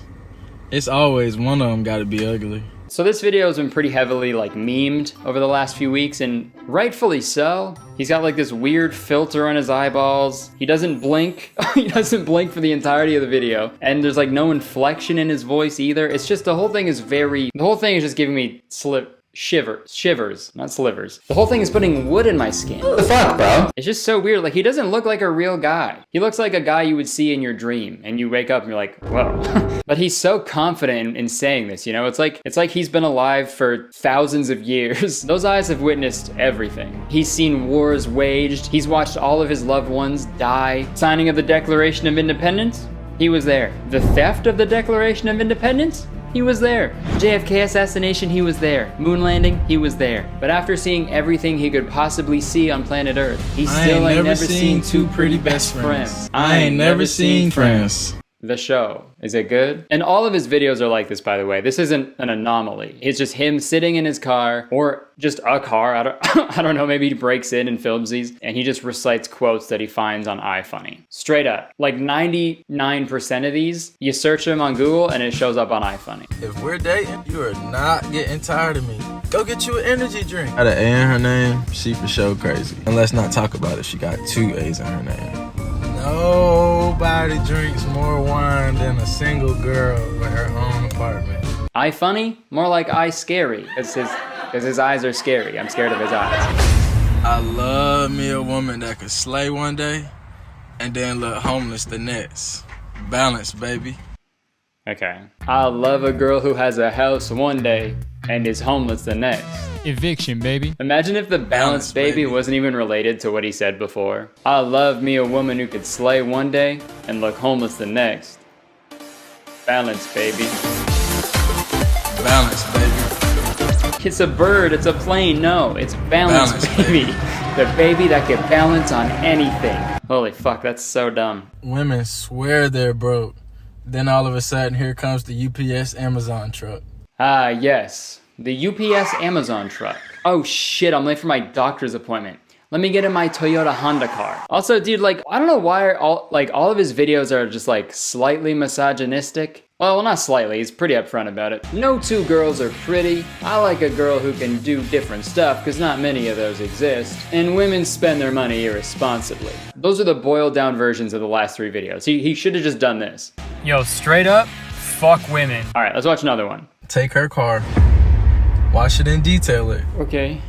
Gas it up. Okay. And make sure you stick a few dollars in there in her cup holder. Okay, Jordan. Dude, where's my car? That's a good movie. No, where is my car? I took it. Why? Menelations 2:11. Take her car, wash it and detail it. Make sure to leave a few extra dollars in the cup holder. Okay, well, I need my car, Jordan, okay? I'm already late for my job interview. When are you gonna be back? I'm just around the corner. Okay, fine. Finally, there you go. Thanks, that was nice of you, I guess. Oh, wait, I forgot to gas it up. It's okay, I can get gas on the way home. Oh, you're looking good. Who's this? Oh, you're looking hot as fuck. Oh, beep, beep. I've never seen 2 pretty best friends, but I have seen 1 pretty car. Damn. What are you doing? I'm gassing it up. Balance, baby. Whose baby is that? I don't know. Okay, let's watch another one. Lo and behold you, if my girl says she want to see me, I'm canceling all my plans. I don't care who mad. Come here, Pookie. The hell is a Pookie anyway? Why would you lock up your poo? Pookie. I think he meant to say lo and behold. Well, maybe it was long behold you, like thousands of years ago when he was growing up, but behold means to like observe something, right? So long behold, he's just staring at you. Well, I mean, that's what he does. I'm long beholden you right now. Also, dude, I love when I see TikToks of people like filming themselves like while they're driving their car. I think it's so funny to picture like them flipping the camera around and they're just driving down the opposite side of the road. They're just swerving all over the place and cars are coming at them. I haven't long beholded the road in a while. I don't care who mad. Okay, so I was pretty confident in my theory that Jordan Scott is thousands of years old and he has all the knowledge of the universe. But after seeing this next TikTok, I might be wrong. He very well could be a science experiment gone wrong or like an alien sent here to become a famous TikToker. Because look at this next video. So if you're in a relationship, is it cool to go 24 hours without speaking to each other? Like just genuinely asking a question because he has no idea. So if I'm in one of these relationships and we kiss, does that mean we're married? Also, what's food? Let me know in the comments above. Below. Comments are below. Or below. Oh my God. Comments below. Oh yeah, also, dude, this guy is truly something else. Someone commented on the 2 Pretty Best Friends video, and they said, what laboratory created you? And I'm assuming they're saying that like, you're not a real guy, you're terrifying. But his response to that was, thanks. So I guess he read that comment and thought to himself, Wow, this person thinks I'm so perfect that I was created in a lab. Wow, imagine having that much confidence, man. I can't imagine that. A stranger could literally walk up to me, look me dead in the eyes and go, "Sir, you look really handsome today, okay?" And I'd already be halfway down the street because I get nervous when strangers talk to me. So hats off to you, Jordan. Book her a flight. Tell her don't bring no bags. Okay. Just pull up to the airport and we go shopping when we land.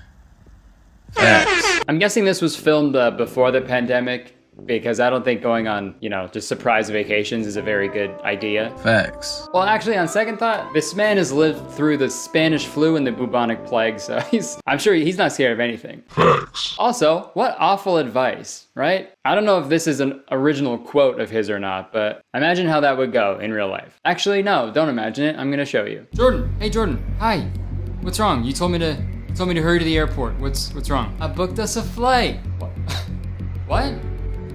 Where? To a different airport. Well, yeah, but where? Hey, don't worry about bags. We'll go shopping when we land. Jordan, you know my first shift at my new job starts in like 2 hours. I barely even got the job because I was almost late because somebody stole my car for no reason and decided to gas it up. I said we'll go shopping when we land. Oh, that'd be great, Jordan, but we don't have any money. You spent it all on colored contacts, all right?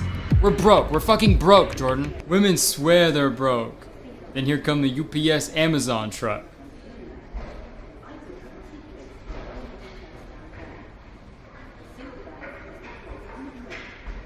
What? I ain't never seen long behold you.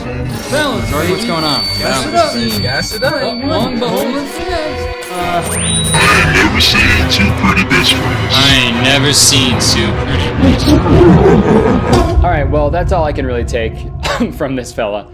Jordan, if you're watching this, I'd love to have you on my podcast. It's a legitimate podcast. I got my plaque for 100,000 subscribers for the podcast channel. So I'd love to have you on. I have a lot of questions for you and just about just life and Earth, you know, like who built the pyramids, what were dinosaurs like. So yeah, let me know. Okay, let's hear a word from today's sponsor, Upstart. There's a whole bunch of economic chatter right now about the state of the market. Is it recovering? How long will it take? Have we seen the worst? But if you're struggling to pay off high-interest credit card debt, you can't just sit around all day on your butt and wait for the answers, right? Now with Upstart, there's actually something you can do today to help you fight off high-interest credit card debt. Upstart is the revolutionary online lending platform that knows you're more than just a credit score. Unlike other lenders, Upstart can reward you based on your job history in the form of a smarter rate. Whoa. Also, Upstart is completely online, so you can skip going to the bank. You'll be laughing all the way away from the bank, I guess. Upstart offers loans from $1,000 to $50,000, so you can consolidate your debt into one easy fixed rate payment. Your loan amount will be determined based on your credit, income, and certain other information provided in your loan application.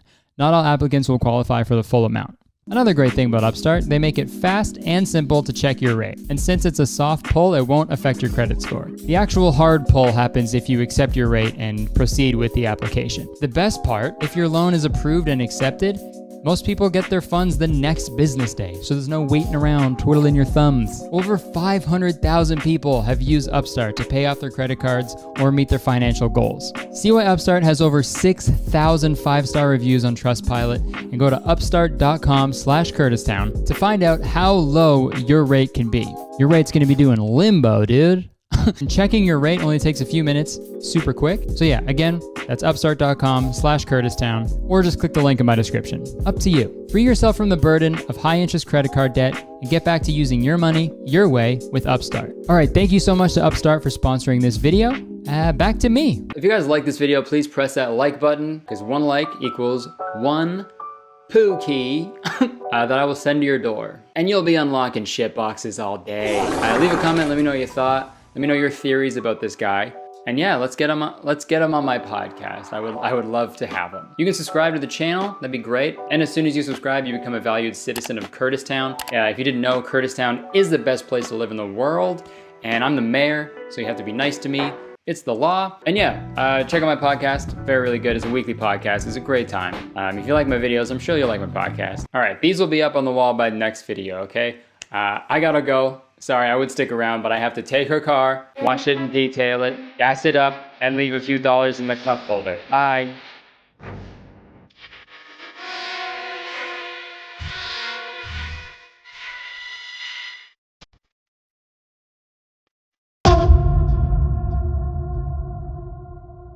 24-hour overnight challenge. 24-hour challenge. 24 hours? Hey there, welcome to my channel. If you're new here, what's up? How's it going? And if you're coming back, what's up? How's it going? It's very good to see you again. You see what happens when you subscribe to my channel? You get an extra greeting at the beginning of every single video. So press the subscribe button for an extra greeting. Folks, we've got a spicy video for you today. So spicy. I hope you brought your milk. Alright, so there's this trend going on YouTube. I've seen it happen for the past little while, maybe the last few months. The last 6 months has been very, very popular. 24-hour challenges. If you've never seen these, it's where a YouTuber will do something crazy and wacky and just wild for 24 hours. Something like ignoring their girlfriend for 24 hours. That's a real video. Now, I don't have a problem with this type of video, you know, if it's done correctly, you know? Like my pal Ryan Trahan, a very good boy. He's done a few of these videos and I've watched them and I've thoroughly enjoyed them. They're great pieces of content. You know, it's entertaining to see someone, you know, go outside of their comfort zone for a certain amount of time. That's interesting, okay? I get it. And it is very impressive when it's done correctly because doing one thing for 24 hours is crazy. I can't do that. I can't even do one thing for 24 seconds. That's what she said. Most of these videos, they don't even do it for the full 24 hours. They do it from when they wake up to when they go to bed, which is less than 24 hours. It's like 14 hours. So it's not a 24-hour challenge. It's just for how long I was awake challenge. But that, you know, it doesn't really ring off the tongue as much, you know? It's roll off the tongue, but I said ring. So I know when that hotline ring. That's not the lyric either. This is a mess. And for these 24-hour challenges, a lot of the challenges aren't even that, like, impressive or difficult. Like, one I saw was, like, I only ate green foods for 24 hours. Wow. Holy shit, dude. How'd you do that? You're so brave.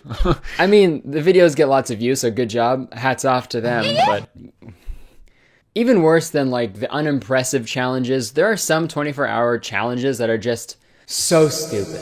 And for this video, we're going to be taking a look at one specific stupid 24-hour challenge video. And this video is from a YouTuber named Morgs. And the title of this video is Couple Break Up for 24 Hours - Challenge. So good. Genius. And just the concept of this video is absolutely bonkers, but the video is even more bonkers, if you can believe it. If you've never seen a Morgs video, you're lucky. Oh my god, you're lucky. And your luck is about to run out. A quick look through his thumbnails. A quick look through his video thumbnails will tell you everything you need to know about the type of content that Morgs makes. Like, just holy shit. And looking through all these thumbnails, it seems like he lives a very eventful life. So fun and exciting. Dude, it must be awesome being in this guy's life, doing all these fun challenges that are 100% real and not fake. Wow, what a time. Okay, without further ado, let's get into the absolute weirdest 24-hour challenge video I have ever seen in my life. Okay, first off, this video is 23 minutes and has 13 mid-rolls in it. That's like an ad every, like, minute and 45 seconds. Dude, I got a bunch of hate when I put 5 mid-rolls in my, like, one of my 20-minute videos, so if I did this, you guys would literally murder me. But hey man, that's life. It's hard out here for a YouTuber, dude. You just gotta mid-roll with the punches. Alright. So the video starts with this super crazy intense like trailer thing to give you a little preview of what's to come, and dude, it looks fucking intense, bro. Kira, today's the day. Get out my bed! Don't touch me! We're not together! People! Are you missing Morgan? I'm feeling good. I'm not missing him. I miss Kira. I mean, I think the boys will like it. It looks absolutely savage, dude. I can't wait to watch all 23 minutes of this.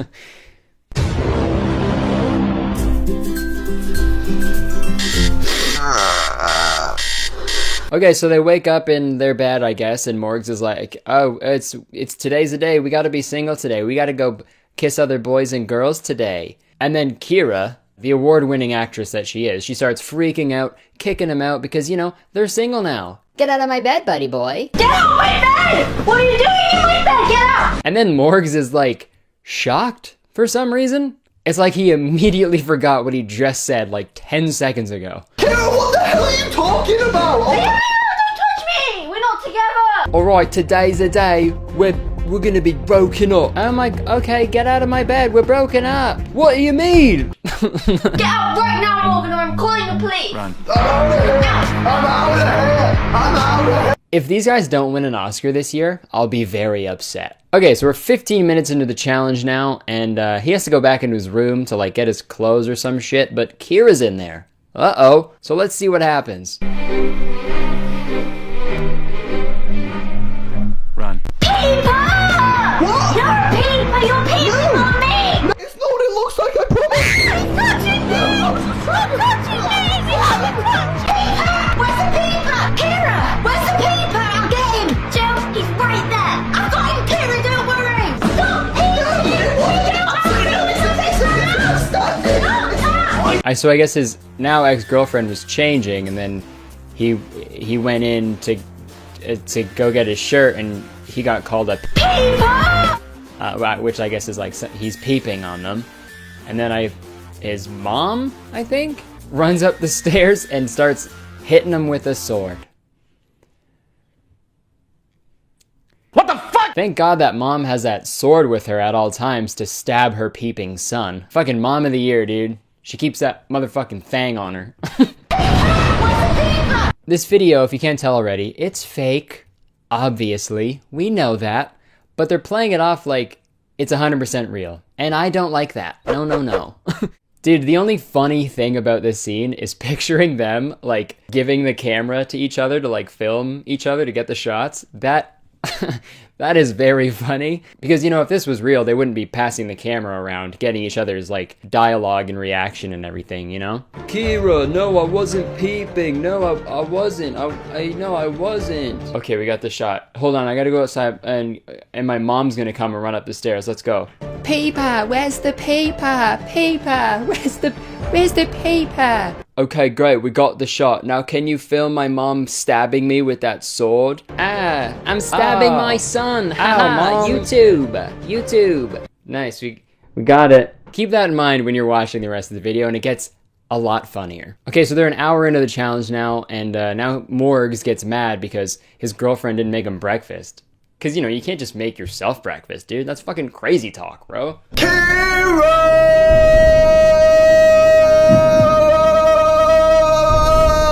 I don't know how they didn't break up sooner.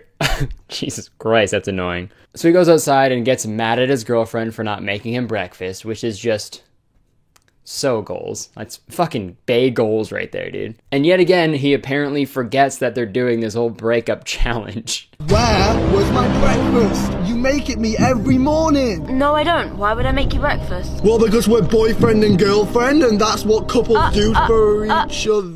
He's the one who was like, who reminded her, and then she is going along with it, and he's being like, what do you mean? We're not broken up. Okay, so Morgs ends up tagging along with his mom and his ex-girlfriend to go to McDonald's.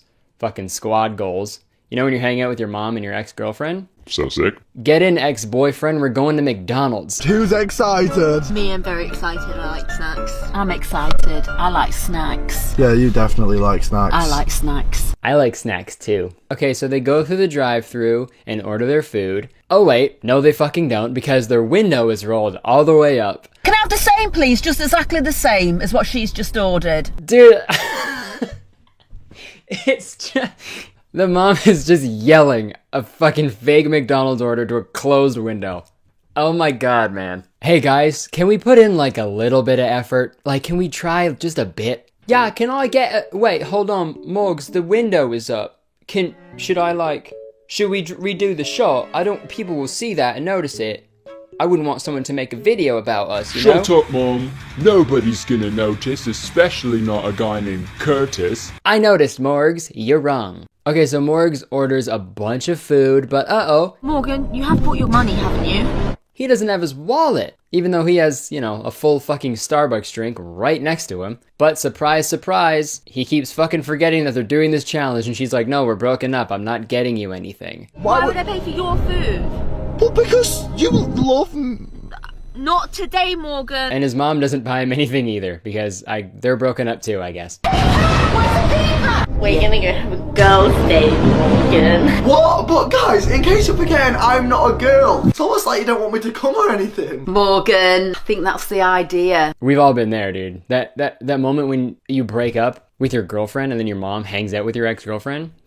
Classic. Akira also says something very weird here. Listen. Now, Morgan, this is my one chance to do this, and I'm not gonna waste it. My one chance to do this. Now that we're broken up, I can finally hang out with your mum. Or is she saying that she can't just go have a girls' day when she was in a relationship? Yikes. I don't know. This video makes no sense and I'm very upset. And we're just scratching the surface, dudes. Okay, so the girls leave and then Morgs, he's like, whatever, I'll have a boys' day. Boys' day. So he goes to like see his brother, I think it's his brother. He goes to hang out with him, who's just a fucking gamer king. Absolutely just fucking gaming, dude. Rise up, gamers. Kind of planned on cleaning my hamster's cage today. You have a hamster? Yeah. So he bails on him, and then Morgs is sad. Guess I'll just spend some time by myself, having fun, away from Kira. Morgs just misses his GF, dude. He wants to hang out with his GF. Drop a F in the comments for Morgs real quick. Morgs is so sad. He's so sad he could die. Morgs is dead. Take him to the morgues. Alright, now we cut to the girls now. They're out having their girls' day. You know, they're having a super normal conversation in the car, swapping the camera back and forth to get each other's dialogue. Apparently, Kira isn't missing Morgs at all. I'm feeling good. I'm not missing him. To be honest, I wouldn't either. Kira and her ex-boyfriend's mom are out, you know, trying on clothes to get attention of other boys. And you know what? Props to Kira, all right? She's committing to the challenge. This very real and not fake challenge. I like that. Let's get it. Let's get it! Okay, so now we go back to Morgs, who's still very sad. So he hangs out with two stupid pugs. Not my words, his words. Watch. Is this seriously how low I've gone since breaking up with my girlfriend? I have to chill with two stupid pugs. Is that a poo on my floor? Oh my gosh! Which one of you did a poo on my floor? You know what you did, don't you? You know what you did, you two? Was it you, Puggo? I've seen that face. Alright, so now he's just yelling at his dogs for a poo that doesn't even exist. I didn't see a poop. I didn't see any poop on screen. Alright, not even a blurred poop. If you want me to believe there's a piece of poop, Morgs, you better show me the poop. Show me the receipts. The poop receipts. Fucking yelling at my dogs for 24 hours challenge. Coming soon, probably. You jerk. Okay, so Morgs is having a tough time, I guess. You know, he's sad and he's yelling at dogs. But the girls, you know, they're out there killing it. They're out there having fun. Now they're at a pet store? I'm gonna get a pig. Oh, okay. It's not real, you know. Yes, it is. Listen to it. It oinks. I want him. Guys, I think Kira really does think that's real. But it won't take any looking after, so I'll just kind of go along with it. Again, picturing like them passing the camera back and forth makes me laugh a lot because, you know, Kira she did that thing where like, yeah, this is a real animal, LOL. And then she's holding the camera to the mom who's talking shit on her holding the camera, just making fun of the person holding the camera to the camera. That's a power move. That's very funny. What's up, guys? I'm here with my dumb fucking cameraman. He stinks. He's stupid. He's literally the dumbest guy I've ever met. He smells like old fucking eggs. Very old eggs. All I smell is old eggs. Whenever I smell old eggs, I'm like, oh, my cameraman is very close to me. He's got to be somewhere. He's stupid, but all right. Is that good? Do we get the intro? Yeah. Yep. Yeah, it's good. It's so good. Anyway, get your shoes on so we're don't be late. Did Kira say fanciest restaurant in Sheffield? And is she wearing a dress? What the hell are they up to? Glass of champagne. Maybe. Let's go wild. It's a girl's night, Kira. A glass of champagne? Kira doesn't even drink. What the hell is she gonna do with a glass of champagne? Let's go. Oh my god, guys. I don't know what they're up to, but it doesn't sound good. Oh, I left my shoes on your side, yeah. Okay.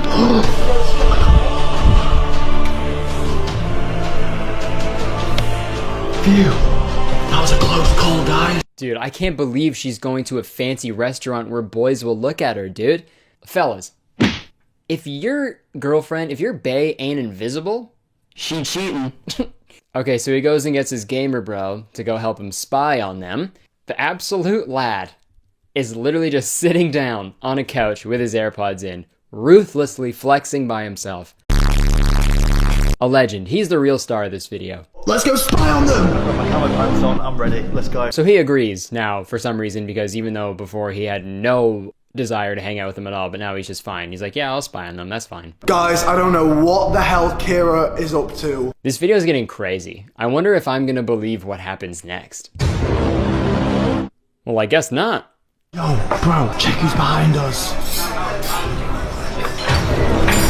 Okay, so the geniuses they are, super fucking secretive spies, they get a seat literally right in front of them. There's a couple behind you over there. Have you had a look at those? How do you not see? That's your son. How do you not see him? You know? Well, I know this is fake, so you know. But still, if you're playing this off as real, you should make it, like, at least a bit believable, you know? Really? Yeah. Interesting. Two males, I can't really see them. It's pretty dark. It's dark.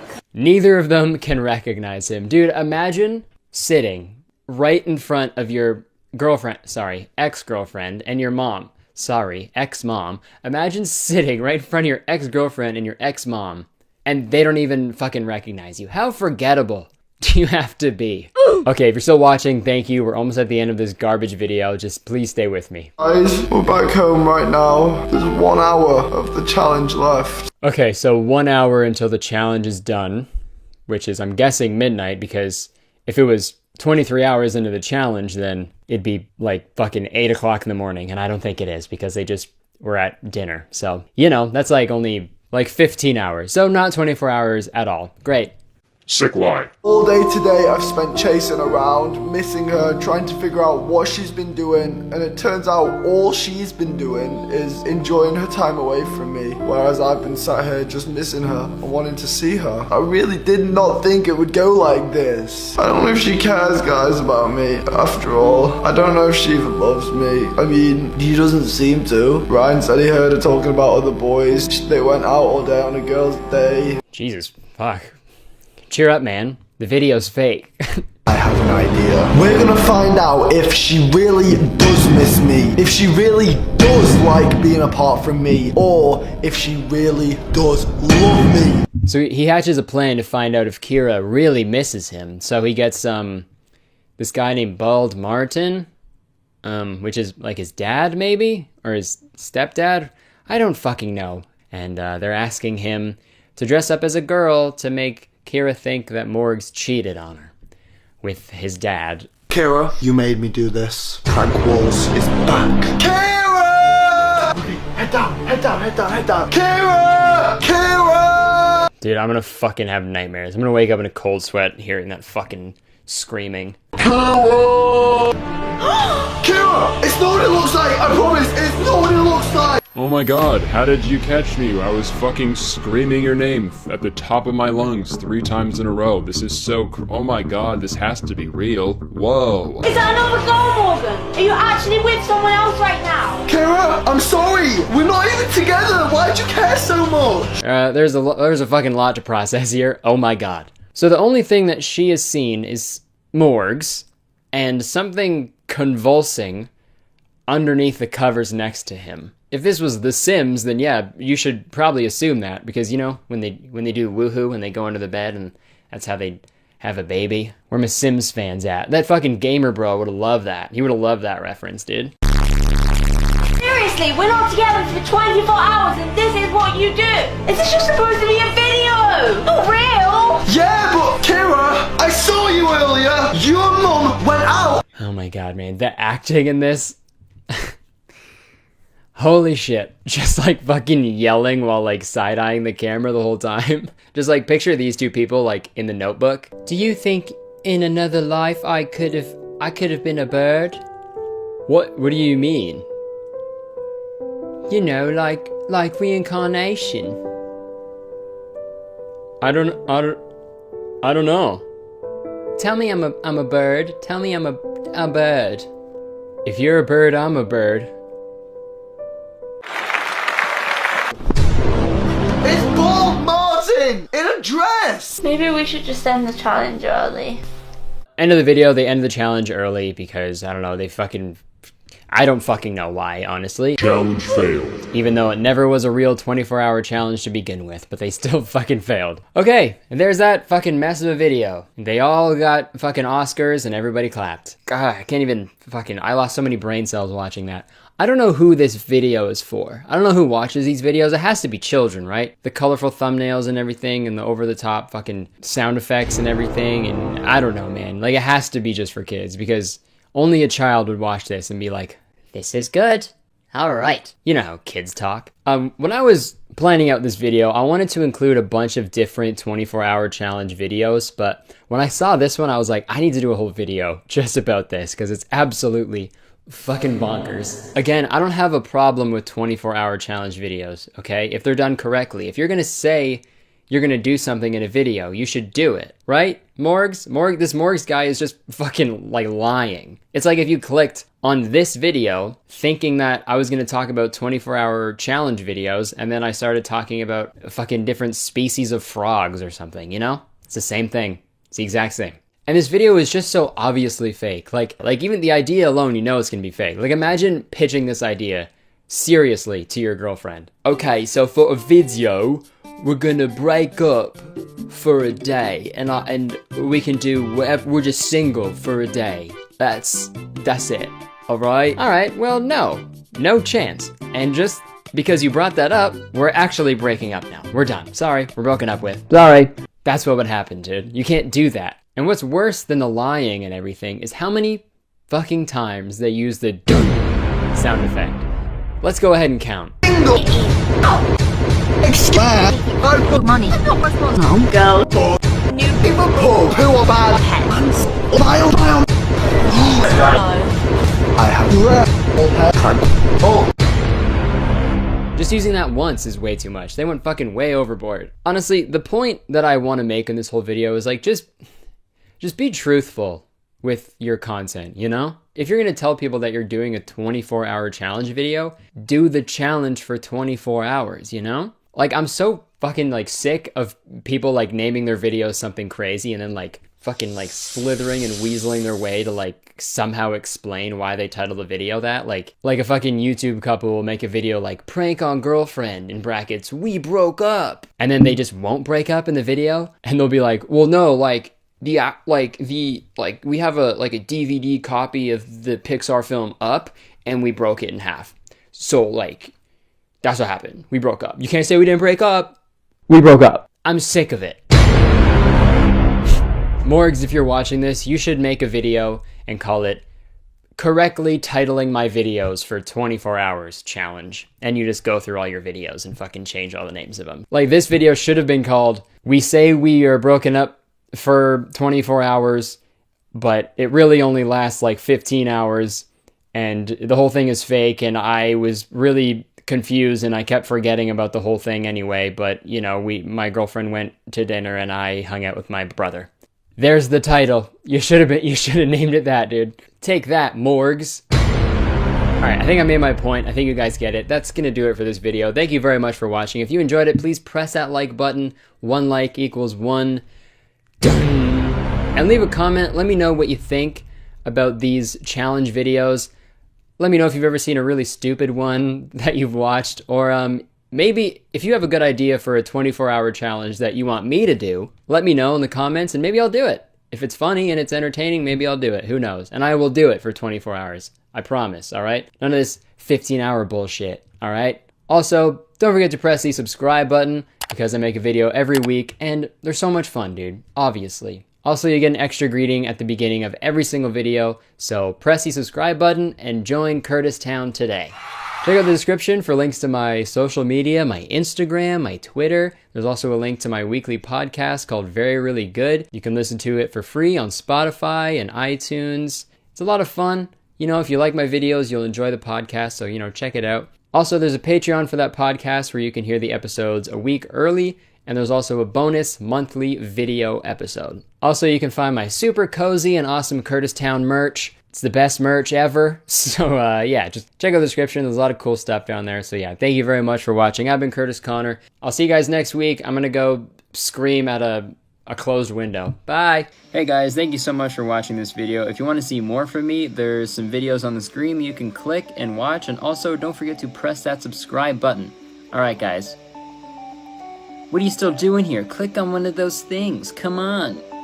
Alright. Thanks guys. See you later. Why do I look like a fucking pop punk mime? Oh, I'm like stuck inside of this box, dude. I hate my parents. Alright, hey guys, welcome back to my channel. If you're new here, what's up? How's it going? And if you're coming back, what's up? How's it going? It's very good to see you again. You see what happens when you subscribe to my channel? You get an extra greeting at the beginning of every single video. So press the subscribe button for an extra greeting. Folks, I know what you're thinking, alright? I'm psychic. How do you do, fellow kids? Just kidding, I'm not. I know what you're thinking though. You're like, Kurtis, you did a TikTok video last week. What the fuck are you doing this week? Doing another one, dude? Are you seriously running out of ideas? no, how dare you think that? I wasn't planning on TikToking about TikTok 2 weeks in a row, but over the last few weeks, I've gotten like hundreds and hundreds and hundreds of requests from you guys to do a video about this topic, so here I am. Kurtistown is a democracy. You know, if you vote for something, if you want to see it, I'm gonna deliver it, dude. I'm a good mayor, alright? So let's get into it. Love, you know? Love is a thing that happens in life and it's great. It's like the best part of being alive, you know? You like someone, you develop feelings for them, you love them. Oh my god, that's amazing. And sometimes you fall so deeply in love with them, you're like, wow, I'm gonna spend the rest of my life with this person. I'm gonna go ask if they wanna do that as well. And then they say yes, wow, and you get married and it's great. But, you know, in the words of Nelly Furtado, all good things have to come to an end. And you get divorced. And you know, back in the old days, you know, if you got divorced, you had to suffer by yourself in silence. Maybe you had a few friends to help you out, you know? Dude, I just got divorced. I just got literally fucking divorced. It's okay, man. Why don't we go watch a movie? Your favorite movie, Star Wars. You know, may the Force be with you. Divorce? Oh, dude. No, the Force. You know, that was tough back then. You just had to, you were divorced and that was it. That was your life. Sorry, you're divorced now. That's a thing of the past, all right? Nowadays, when people get divorced, they go on TikTok and make sad videos. Yeah, that is a real thing that is happening. I shit you not. I saw some people posting about divorce TikTok a little bit, but the one that really set it in motion and really got everyone talking about it was this tweet from Michaela Wild. She pretty much made a thread on Twitter, so shout out to her. So we're going to take a look at this phenomenon. We're going to look through divorce TikTok and see why they're doing that, try to rationalize it, see if we can make sense of this, and what a strange fucking video this is going to be. I'm very excited. Little disclaimer, just like last week, I'm going to be doing covers of any copyrighted music that's in these videos, but you know what? I think that makes it better, all right? All right, without further ado, let's get divorcing. And I got you off your knees, put you right back on your feet, just so you could take advantage of me. Tell me how's it feel, sitting up there, feeling so high. Oh my god, I love it so much already. This is gonna be a lot of fun. Like, this is the main thing that is so strange about it. It's like, you just got a divorce. Woman you love, your wife, is just like, or I don't know, husband, I don't know, I don't want to assume anything, but your significant other was just like, listen, this is really hard. I love you, okay? This really hurts me to say this, but I really think we should get a divorce. I'm sorry, it's just not working anymore. I'm not happy. I need to go figure some stuff out on my own for a while. You're a great husband. I love you so much. And I'm just sorry that this didn't work out the way that we both envisioned it. But I hope we can still be... Okay, your TikTok. Okay, alright. I mean, I didn't want to bring it up, but this is why I'm fucking divorcing you, man. Stop TikToking, alright? Stop! Dude, it's wicked funny to think that literally his wife is just out of frame, like yelling at him to stop TikToking. Oh my god, that's wicked funny. I knew she found a way to get over me, but I never thought she would get down with somebody I know. I guess that's just how it goes when you wake up in a small town. I feel so bad for laughing, but it's just so bonkers, man. The tiniest middle finger to his camera that is like at his belt. Oh my god, that's so funny. There's nothing like less intimidating or like emotional than doing a tiny middle finger down to your belt and you could just see your neck beard. Dude, that's so funny, man. That's like the middle finger you give your teacher when like they turn around after yelling at you in like grade 5. Sorry, 5th grade to my American viewers. Hey, keep talking and you'll get detention, all right?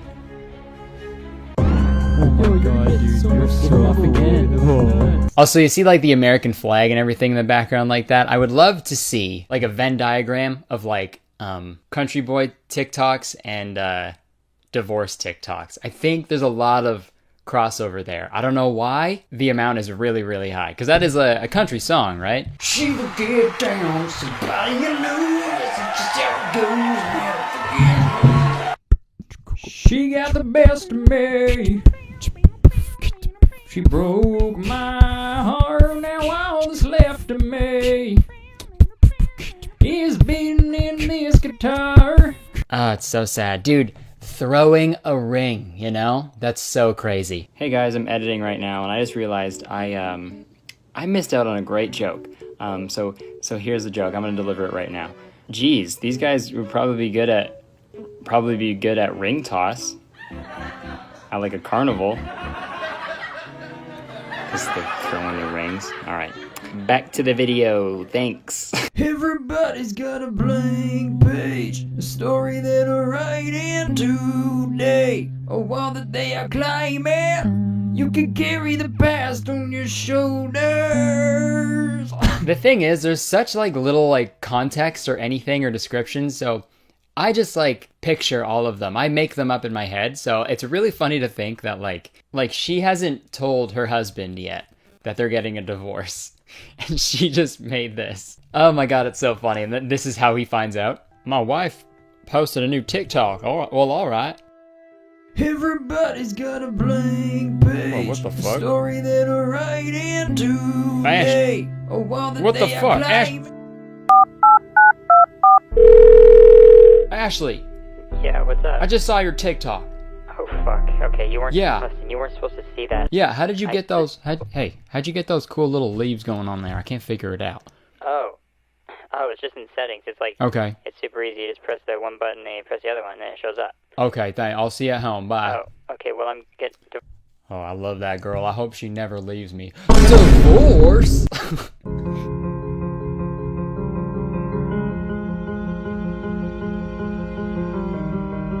Okay, yeah, this is in the Twitter thread. The person captioned it, "I'm no lawyer, but you might need that for the divorce filing," which is a great point. Yeah, can I just have the your marriage like certificate thing? So I kind of need it for them, so we can actually prove that you were married. So this divorce actually makes sense. Yeah. About that, I don't have it. I don't have the marriage certificate. Why not? Why not? You need. Why wouldn't you keep that? Have you heard of TikTok? The weirdest thing about this is like it's such a huge moment in your life. Like this is a terrible, one of the worst things that could happen to you, right? Like divorce, it's a huge thing. It ruins families and relationships, and it's a really, really tough thing to deal with, you know? Not all the time, like sometimes it's for the best and something, you know, blah, blah, but most of the time it's really brutal, you know? And to just be like, all right,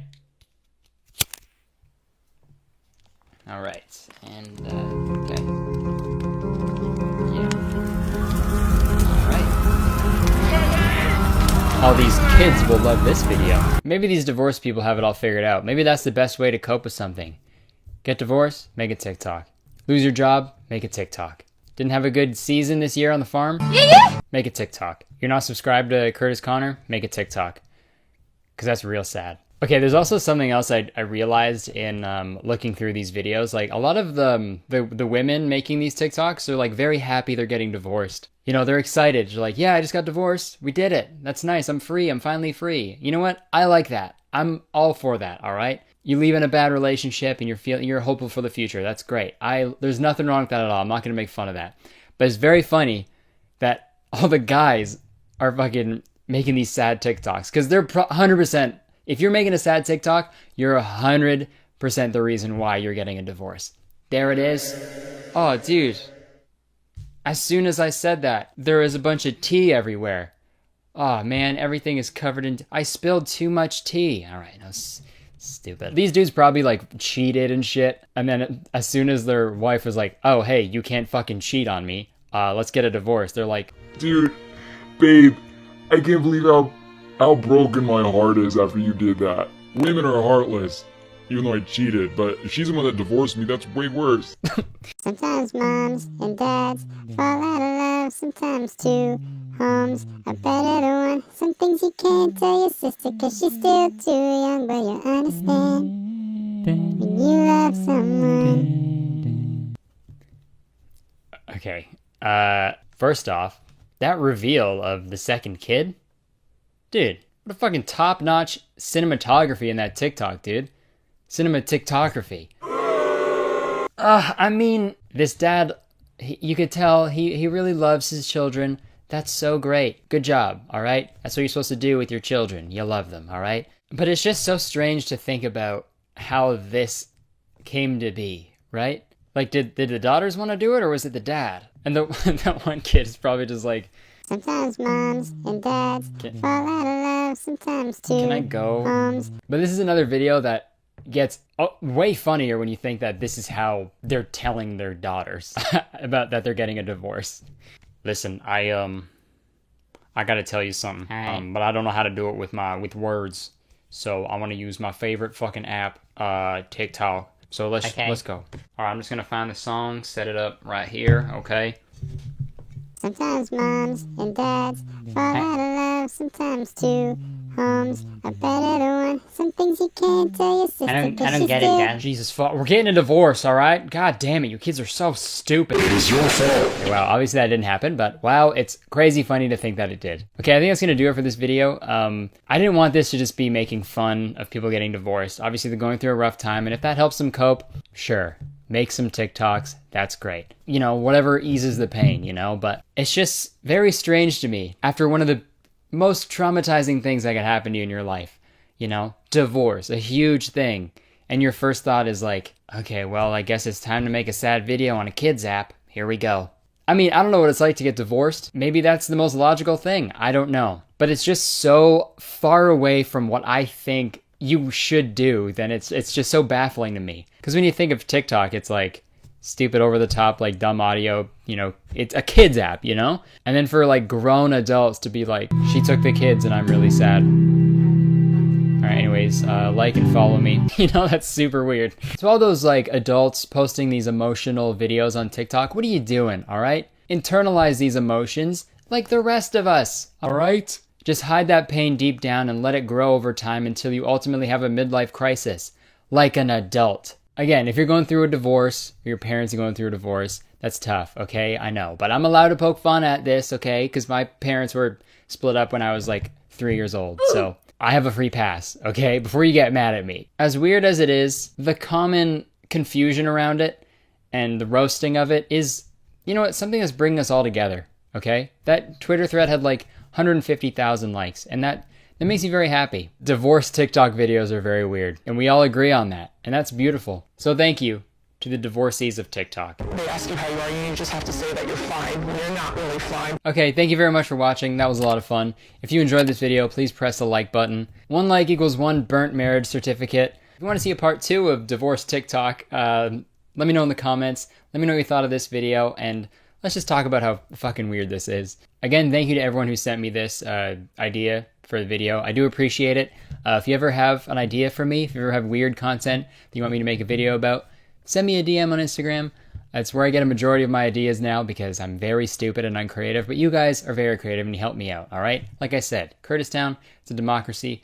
We all help each other out. But yeah, check out the description. You can find my social media, my Instagram, my Twitter, links to my weekly podcast called Very Really Good. You can listen to it for free on Spotify and iTunes. If you like the videos, you'll enjoy the podcast, so, you know, check it out. There's also a Patreon for that podcast where you can hear the episodes a week early, and there's also a bonus monthly video episode.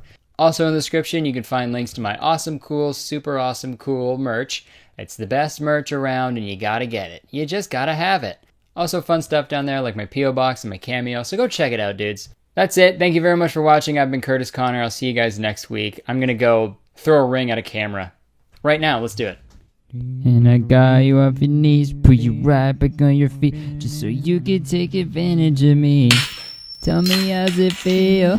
I didn't want to throw it at the lens. I hope that looks okay. Bye. Thank you so much for watching. If you want to see more videos from me, you can click right here on the screen. And also, don't forget to press that subscribe button. Because, I make a video every single week and they're so much fun. Alright. What are you still doing here? Go on, press one of those buttons. See ya. Hey guys, what's up? Welcome back to my channel. If you're new here, what's up? How's it going? And if you're coming back, what's up? How's it going? It's very good to see you again. You see what happens when you subscribe to my channel? You get an extra greeting at the beginning of every video, so subscribe for an extra greeting. I'm very excited about today's video, so is Kiwi. Shut up! Very stoked. You know, we were all kids at one point, you know? That's the one thing we all have in common. A while ago, we were younger. And if you're like me, when you were a kid, you watched a lot of television. Way too much. And you know, kid shows were a lot of fun back in the day, you know? But they were also very weird. Like, for example, SpongeBob was probably the best kids TV show ever made, but explaining the plot of SpongeBob to someone who's never heard of it before, they'd call the cops on you because you would concern them with how crazy you sound. Oh, so SpongeBob, yeah, there's like this sea sponge who lives in Bikini Bottom. He lives in a pineapple, and his best friend is a starfish who lives under a rock, and his friend is a karate squirrel who's in an astronaut suit. But he also flips burgers at the Krusty Krab, and his boss is a crab. And there's a plankton who's trying to steal the recipe all the time. And his neighbor Squidward hates him, but he plays a clarinet. It's pretty great. To be honest, that sounds really weird. I'm gonna watch something else. No, but wait. The crab's daughter is a whale. Most kid shows were very weird, but one in particular was extremely weird. And that weird show is what we're going to be talking about today. So sit down, nerds. Take a seat, geeks. SeatGeek, that reminds me. I want to say a huge thank you to SeatGeek for sponsoring today's video. If you guys haven't heard of SeatGeek, it is an amazing app where you can find tickets to comedy shows, sporting events, concerts, and literally anything that you need a ticket for, it'll be on SeatGeek. Every ticket has a rating from 1 to 10 to let you know if you're getting a good deal on your ticket or not. In the app, it'll show you what you'll actually be seeing from your seat, so you know what you're getting when you actually get your ticket. And you can get the ticket right on the app and show your phone right at the venue, so you don't need to worry about printing or anything or wasting paper, you know? Save those trees, dude. SeatGeek was kind enough to hook up the citizens of Kurtistown with a really rad deal. If you use the code Kurtistown, you get $20 off your first order. Yeah, $20, dude, gone, just like that. So if you're a member of Kurtistown and you want 20 bucks off your first order on SeatGeek, the link is in the description. All right, thank you, SeatGeek. Let's get into the video, dudes. The show that we're gonna be looking at today was called Uh-Oh. And I talked about Uh-Oh very briefly on my podcast like a few weeks ago, and I got a lot of messages from people that were just extremely baffled by this after they looked it up themselves. And that made me realize that Uh-Oh was never aired in America, only up here in the Great White North. Why does Great White North sound really racist now that I'm saying it out loud? The Great North. So we're gonna talk about Uh-Oh today and take a look at it, figure out what they were doing, what they were thinking when they made it, because it's just so strange. And I'm really excited for you guys to learn about this if you haven't heard of it before. Before we watch the video, let's take a look at the Wikipedia page about Uh-Oh. Uh-Oh is a Canadian game show created by Rick Watts and Frank Young. The show aired from September 5th, 1997 to April 19th, 2003 on YTV, which fucking slapped. It was the best channel on TV, and was a spin-off of the popular variety show It's Alive, which also aired on YTV. Now, I used to watch Uh-Oh all the time with my sisters. Like, no matter what we were doing, if we knew Uh-Oh was on TV, we weren't doing what we were doing before. We were now gonna go watch Uh-Oh. Like, I have so many fond memories of watching that show when I was a kid, but now that I'm an adult and watching it back, it's very weird. One might say it was the weirdest kid show ever made. You know, like the title of the video. Without further ado, let's get into it.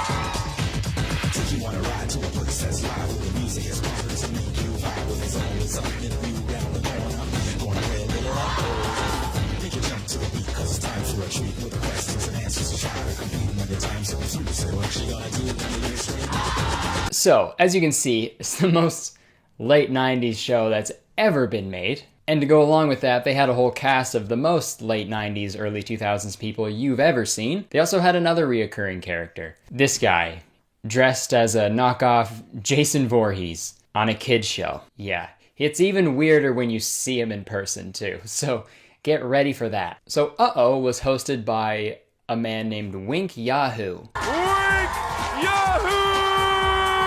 I highly doubt that was his real name.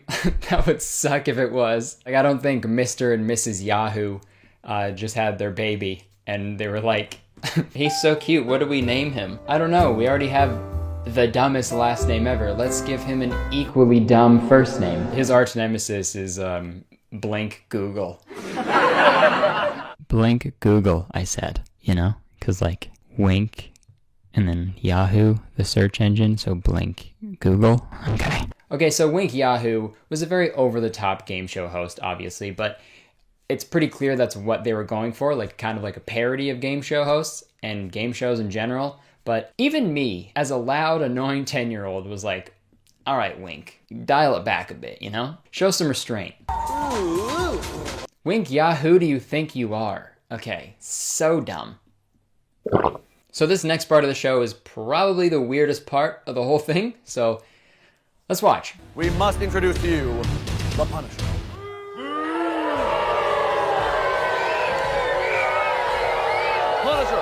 Punisher! My goodness! Punisher! Control! Control, Punisher! No more water, Punisher! We'll grab a shower later. So this guy, dressed in all leather with a hockey mask on, comes out and just fucks with kids. Just squirts them with water and shit. Just messes with them. Like, that's what that guy's job was. That's what he got paid to do. He used to just bully kids. I don't know how I wasn't terrified by this when I was younger. Like, this is all like, you know, whoa, he's the Punisher, this is crazy. But with some simple editing, this can be a horror movie trailer. Watch.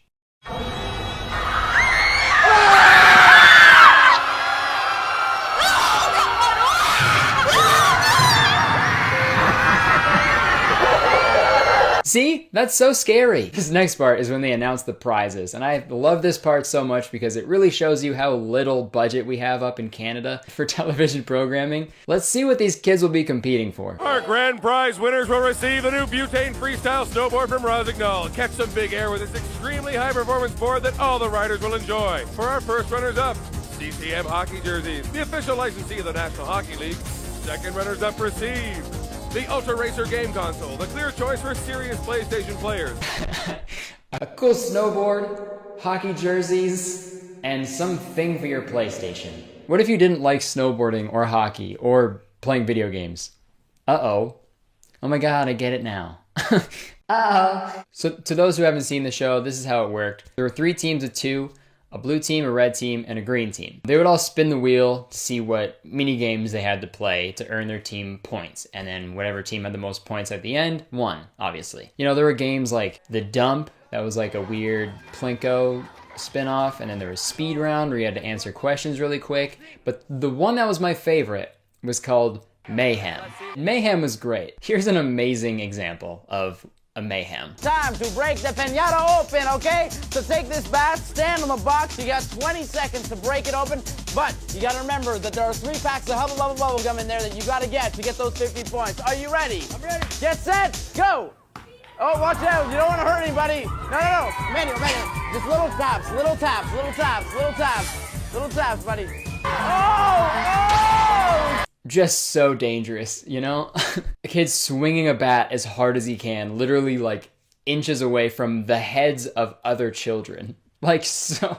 Holy shit. Even the host is like, okay, whoa, stop. Light taps, all right? Just little taps. This is mayhem. And if that wasn't scary enough, here's another example of a great mayhem. What I want you to do is I want you to mow down on this. 20 seconds will give the green team 50 points. Ready, go! I need all in there. Ellen, don't forget these last shots. Like, you know that host went home that night and stared herself in the mirror and was like, what the fuck am I doing with my life?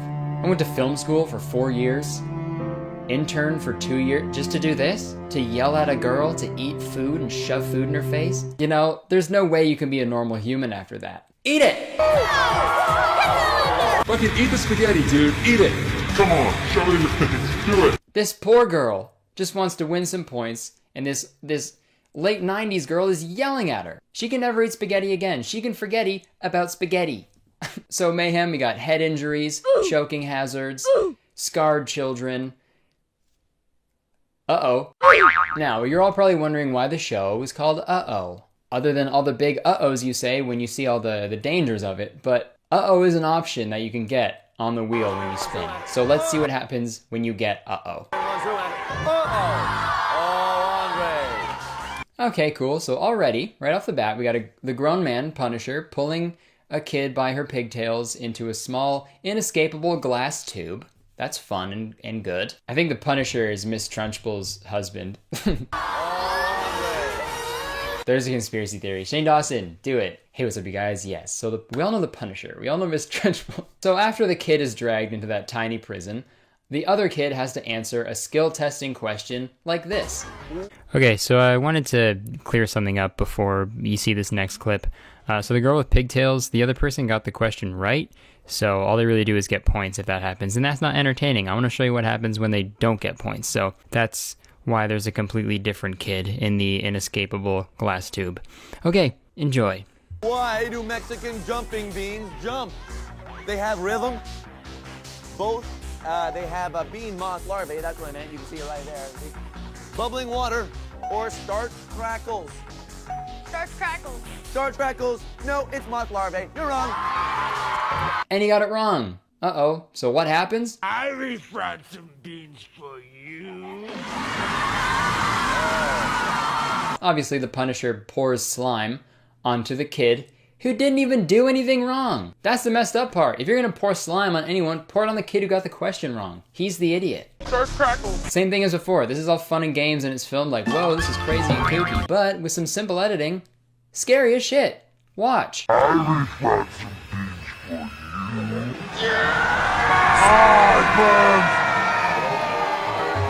This is weird, okay? Trust me. It's weird that there's a gimp pouring slime on the helpless children, okay? And trust me, I'm not the only one who thinks this, okay? The man who played Wink Yahoo, whose real name is Scott Yaff, Scott, he did an AMA on Reddit 6 years ago.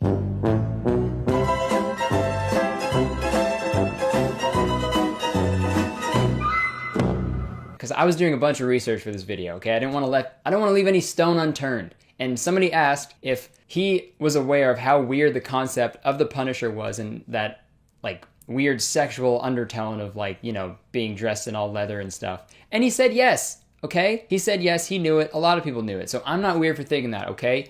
They're weird for doing it. That was basically uh-oh. Other than, like, this weird betting thing that they did on, like, some pre-recorded obstacle course challenge that a bunch of kids did in some random field in small town Canada. And guys, you had no idea how badly I wanted to be at one of those things. And I never did. I never got to go to one. That's why I'm making this video. I'm bitter. So, a winner would be announced. Red's taking it home! They'd all go home with Hubba Bubba gum. Audience members are going home chewing Hubba Bubba. And I would just be so jealous of all the kids. They all look like they're having so much fun. You know, as strange and weird and dangerous as this show was, I love it so much. I'm commenting on how weird and strange it is, but there's something so pure and joyful about it that I honestly can't really put into words. It didn't take itself seriously at all. It didn't try to be anything it wasn't. It was just a fun, crazy, stupid game show for kids to watch after school because, you know, math is tough, so you need something to be happy about. And I've watched so many episodes when researching for this video, and the love that I have for that show is still there. It's not a nostalgic thing either. The show is genuinely fun to watch. I feel like the 90s, early 2000s was such a strange time for kids television because I feel like that was a time where, like, technology was just starting to grow at, like, a really fast pace, and I think everybody on television and stuff was just trying their hardest to make something that could appeal to kids in that like ever-growing community. I'm so smart. Look at my hands moving. You know, there wasn't really rules or anything. They just like needed to make something that was attention-grabbing and fun and crazy. And Uh-Oh did that. In a world where kids watch other kids unbox toys or watch some man scream about slime for entertainment, I don't think a show like Uh-Oh could exist now. What? And that makes me sad because I have so much love and fondness over this crazy, dangerous game show. But I figured most of my followers are from America and just, you know, other parts of the world where it's my duty as a Canadian to spread the word about this amazing show. If you guys have never heard of this show, there's a channel that has literally all the episodes on YouTube, and I'll leave it in the description because it's something truly amazing. So do yourself a favor and watch a few episodes and just bask in the weird Canadian danger. WCD, Weird Canadian Danger. And if Uh-Oh ever comes back, maybe this video is the catalyst for that to happen. And if it ever does come back, I'm gonna be the next Wink Yahoo, okay? I'm gonna be Blank Google, and I'm gonna be there. All right, that's gonna do it for this video. Thank you so much for watching. If you enjoyed it, please press the like button and leave a comment. Tell me what you thought. If you've ever seen Uh-Oh, let me know if you've seen it. And if you have never heard of it, tell me how fucking weird it is, because it's something else. Again, huge thank you to SeatGeek for sponsoring this video. For 20 bucks off your first order, check out the description. And yeah, get some money off, dudes. Save that paper.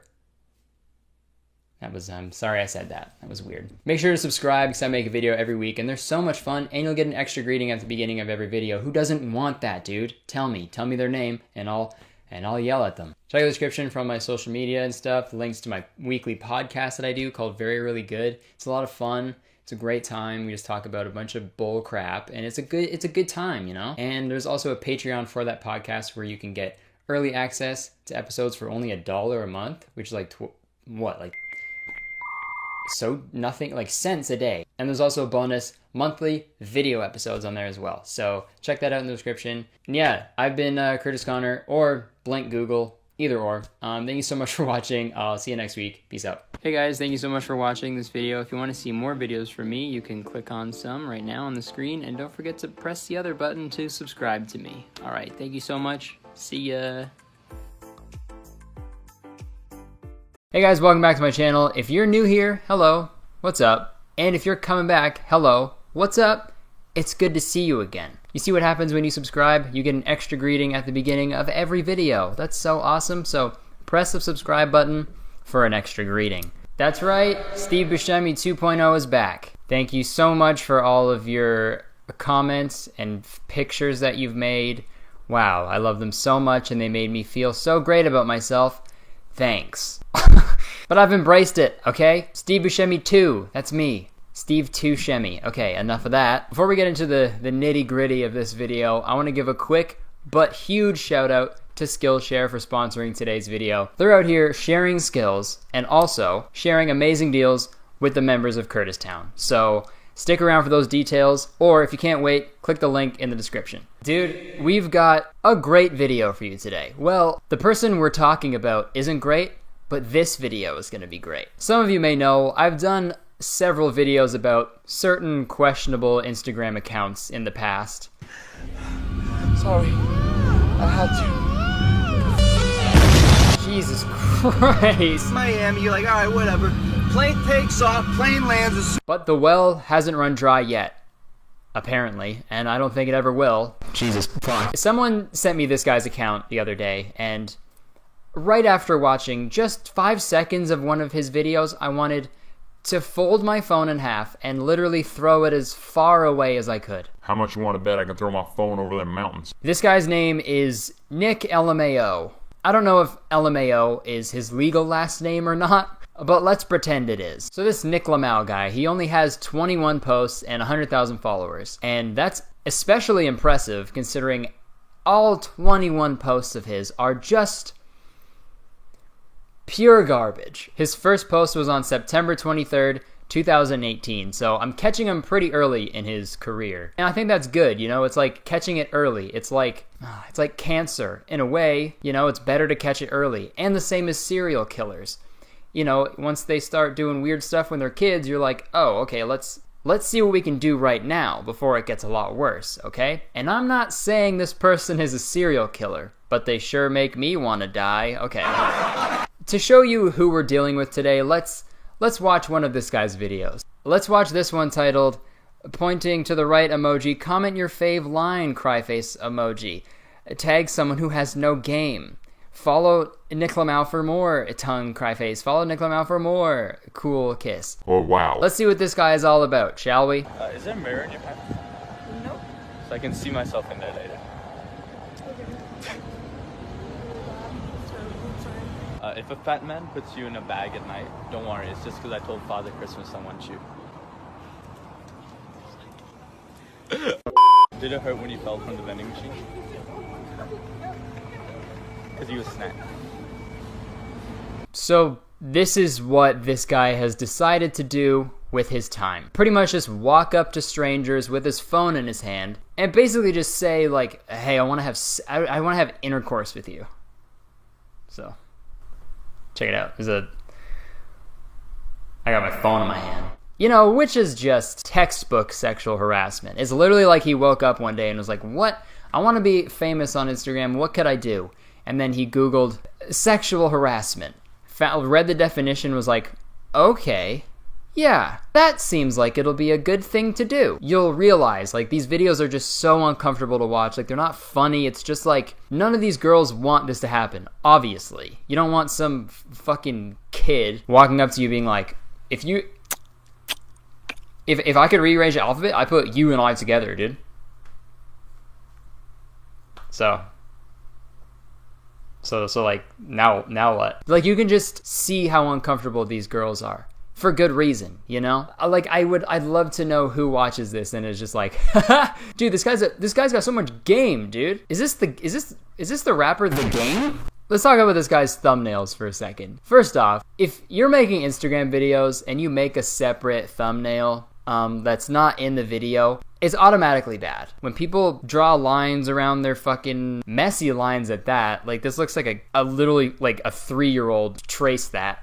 You know why they do that, right? Is because nothing in the video is actually entertaining enough to make people want to like touch it and watch it. So they have to add all these fucking effects to it and colors and red circles and big huge fonts. Well, look at his last 6 uploads. Pick up, pick up, pick up, pick up, pick up, pick up. Are you trying to get someone to answer their phone? Or are you making Instagram thumbnails? Pick up.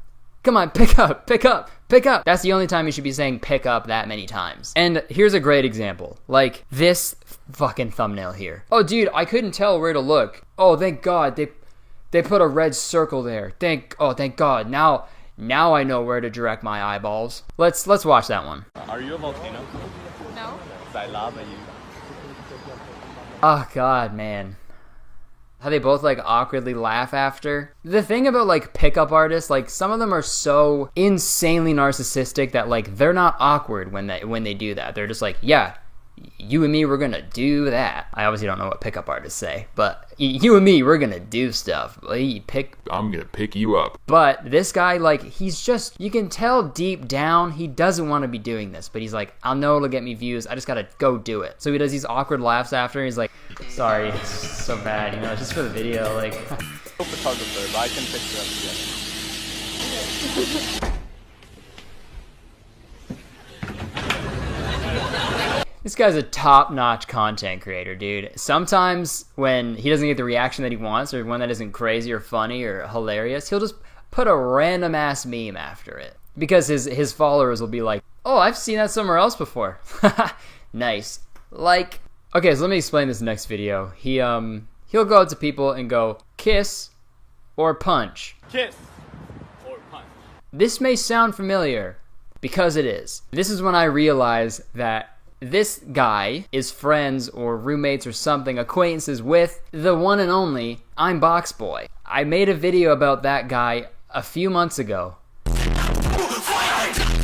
And like, I guess like there's like this weird group of Instagram stars that just go around doing the dumbest, cringiest shit that's so unfunny and uncreative and just rude and disrespectful. And then shitty fucking accounts like World Star would be like, dude, these guys are savage, dude. How savage are these guys? Kiss or punch. Kiss or punch. Oh, you touch my tra-la-la. Okay, so I'm editing right now, and I don't know why I didn't comment on this when I was filming, but this is like the saddest thing I've ever seen, and if you're not agreeing with me, I'm gonna play some sad music and you'll see for yourself. Okay. They ask you how you are, you just have to say that you're fine when you're not really fine, but you just can't get into it because they would never understand. Kiss or punch.